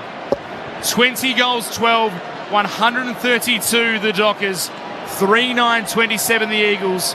We've never seen the Dockers lead the Eagles by a margin this big. It's been nothing short of an annihilation. Oh, to say the least. Been pulverised. West Coast tonight. What's that? Nearly plus 30 inside 50, so no supply for West Coast. They've been smacked up around the ball. Got belted between the arcs tonight, West Coast. Been belted everywhere. And the forwards have had an absolute field day. 5, 4, 4. These are goals. Williams wins the tap down. Free kick going the way of Brayshaw, who had it and was held by Clark. Gets up, plays on to Young. Running by is Johnson. Kicks inside forward 50 at the back. Rotham under pressure. Got a hand pass. It was meant for McGovern. He was happy enough, though, to see it bounce past him. And across the behind line for another minor score. Make that 106 points now. So for Fremantle's fans, that's a handy point. Yo clears the ball outside defensive 50 from the kick in, goes to the back of the pack. Tracy has time, put a beautiful little sidestep on Bailey Williams, kicks it inside the forward 50. McGovern can't mark. Switkowski at ground level, tried to go on the outside of the boot, bellied the ball out of bounds on the full, but just was able to step his way through traffic nicely. Couldn't find a score on this occasion, so the margin remains at 106 points. Deep into time on. The ball goes wide As we resume play, Luke Edwards' kick. Looking for Liam Duggan. Now, Noah Long coming across. Got an awkward half volley bounce. Ricocheting off his boot. Goes out of bounds on the full. And the Dockers are able to go forward again as Johnson kicks towards half forward. Walters, uncontested mark again. 55 from home. Sees some leads at the top of the square. Jackson punched it away from the pack. Falls to Aish. Erasmus. 45 out. Handball to Switkowski. Now to Schultz for goal number 6. No. Touched on the goal line. That you would think have locked up the medal weight. He locked it up half an hour ago. But unable to do so. A minor score, 2014, 134. Fremantle, 39-27. The Eagles, that margin, 107 points. West Coast to bring the ball back into play into the left-back pocket. Motham will go beyond defensive 50. Big pack up on the commentary wing. Spills down. It's going to be locked in off hands. Good tackling coming from O'Meara. Made certain that Young couldn't get it clear. Throwing it aloft again. Tracy won it down only as far as Clark and straight into trouble. Spills out though to Petreski-Seaton. Hand pass to Cripps. Here the Eagles are away to Long. Hand pass on to Jones. Takes a bounce at left half forward. Centres the kick. Finds a teammate, Jack Williams, who was thrown in at the last minute. Can go back and take a shot.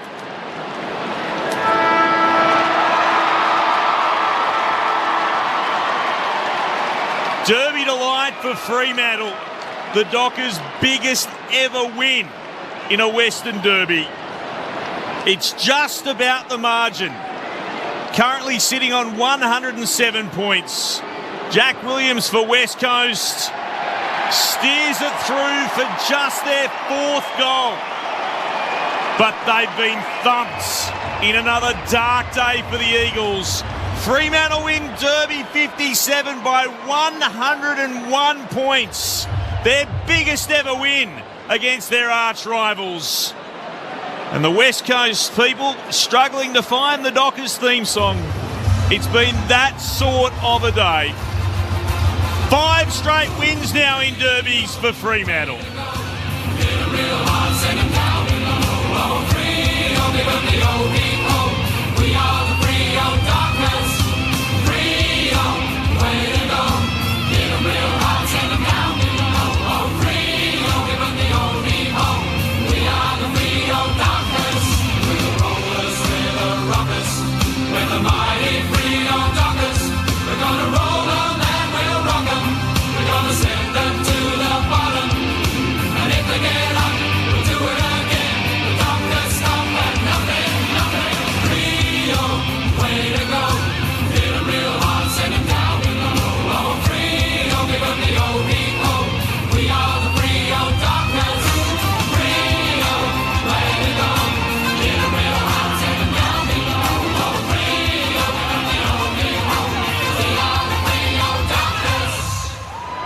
Fremantle's biggest win under their coach, Justin Longmuir. 101 points over their arch rivals. West Coast, nothing went right. Even when the PA couldn't find the club song at the end of the game. They kicked the first 2 goals. And from that point onward, it was a purple procession.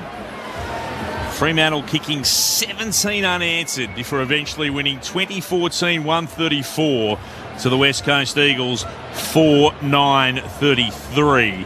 For the West Coast Eagles, just a dreadful game all round. Oh, Fremantle, they found themselves climbing up to 14th on the ladder. Their percentage pushing them ahead of the Gold Coast Suns, who went down earlier today to Sydney. The goal kickers for Fremantle. Lachie Schultz kicked 5. 4 to Jai Amos, 4 to Sam Sturt, and then singles to O'Meara.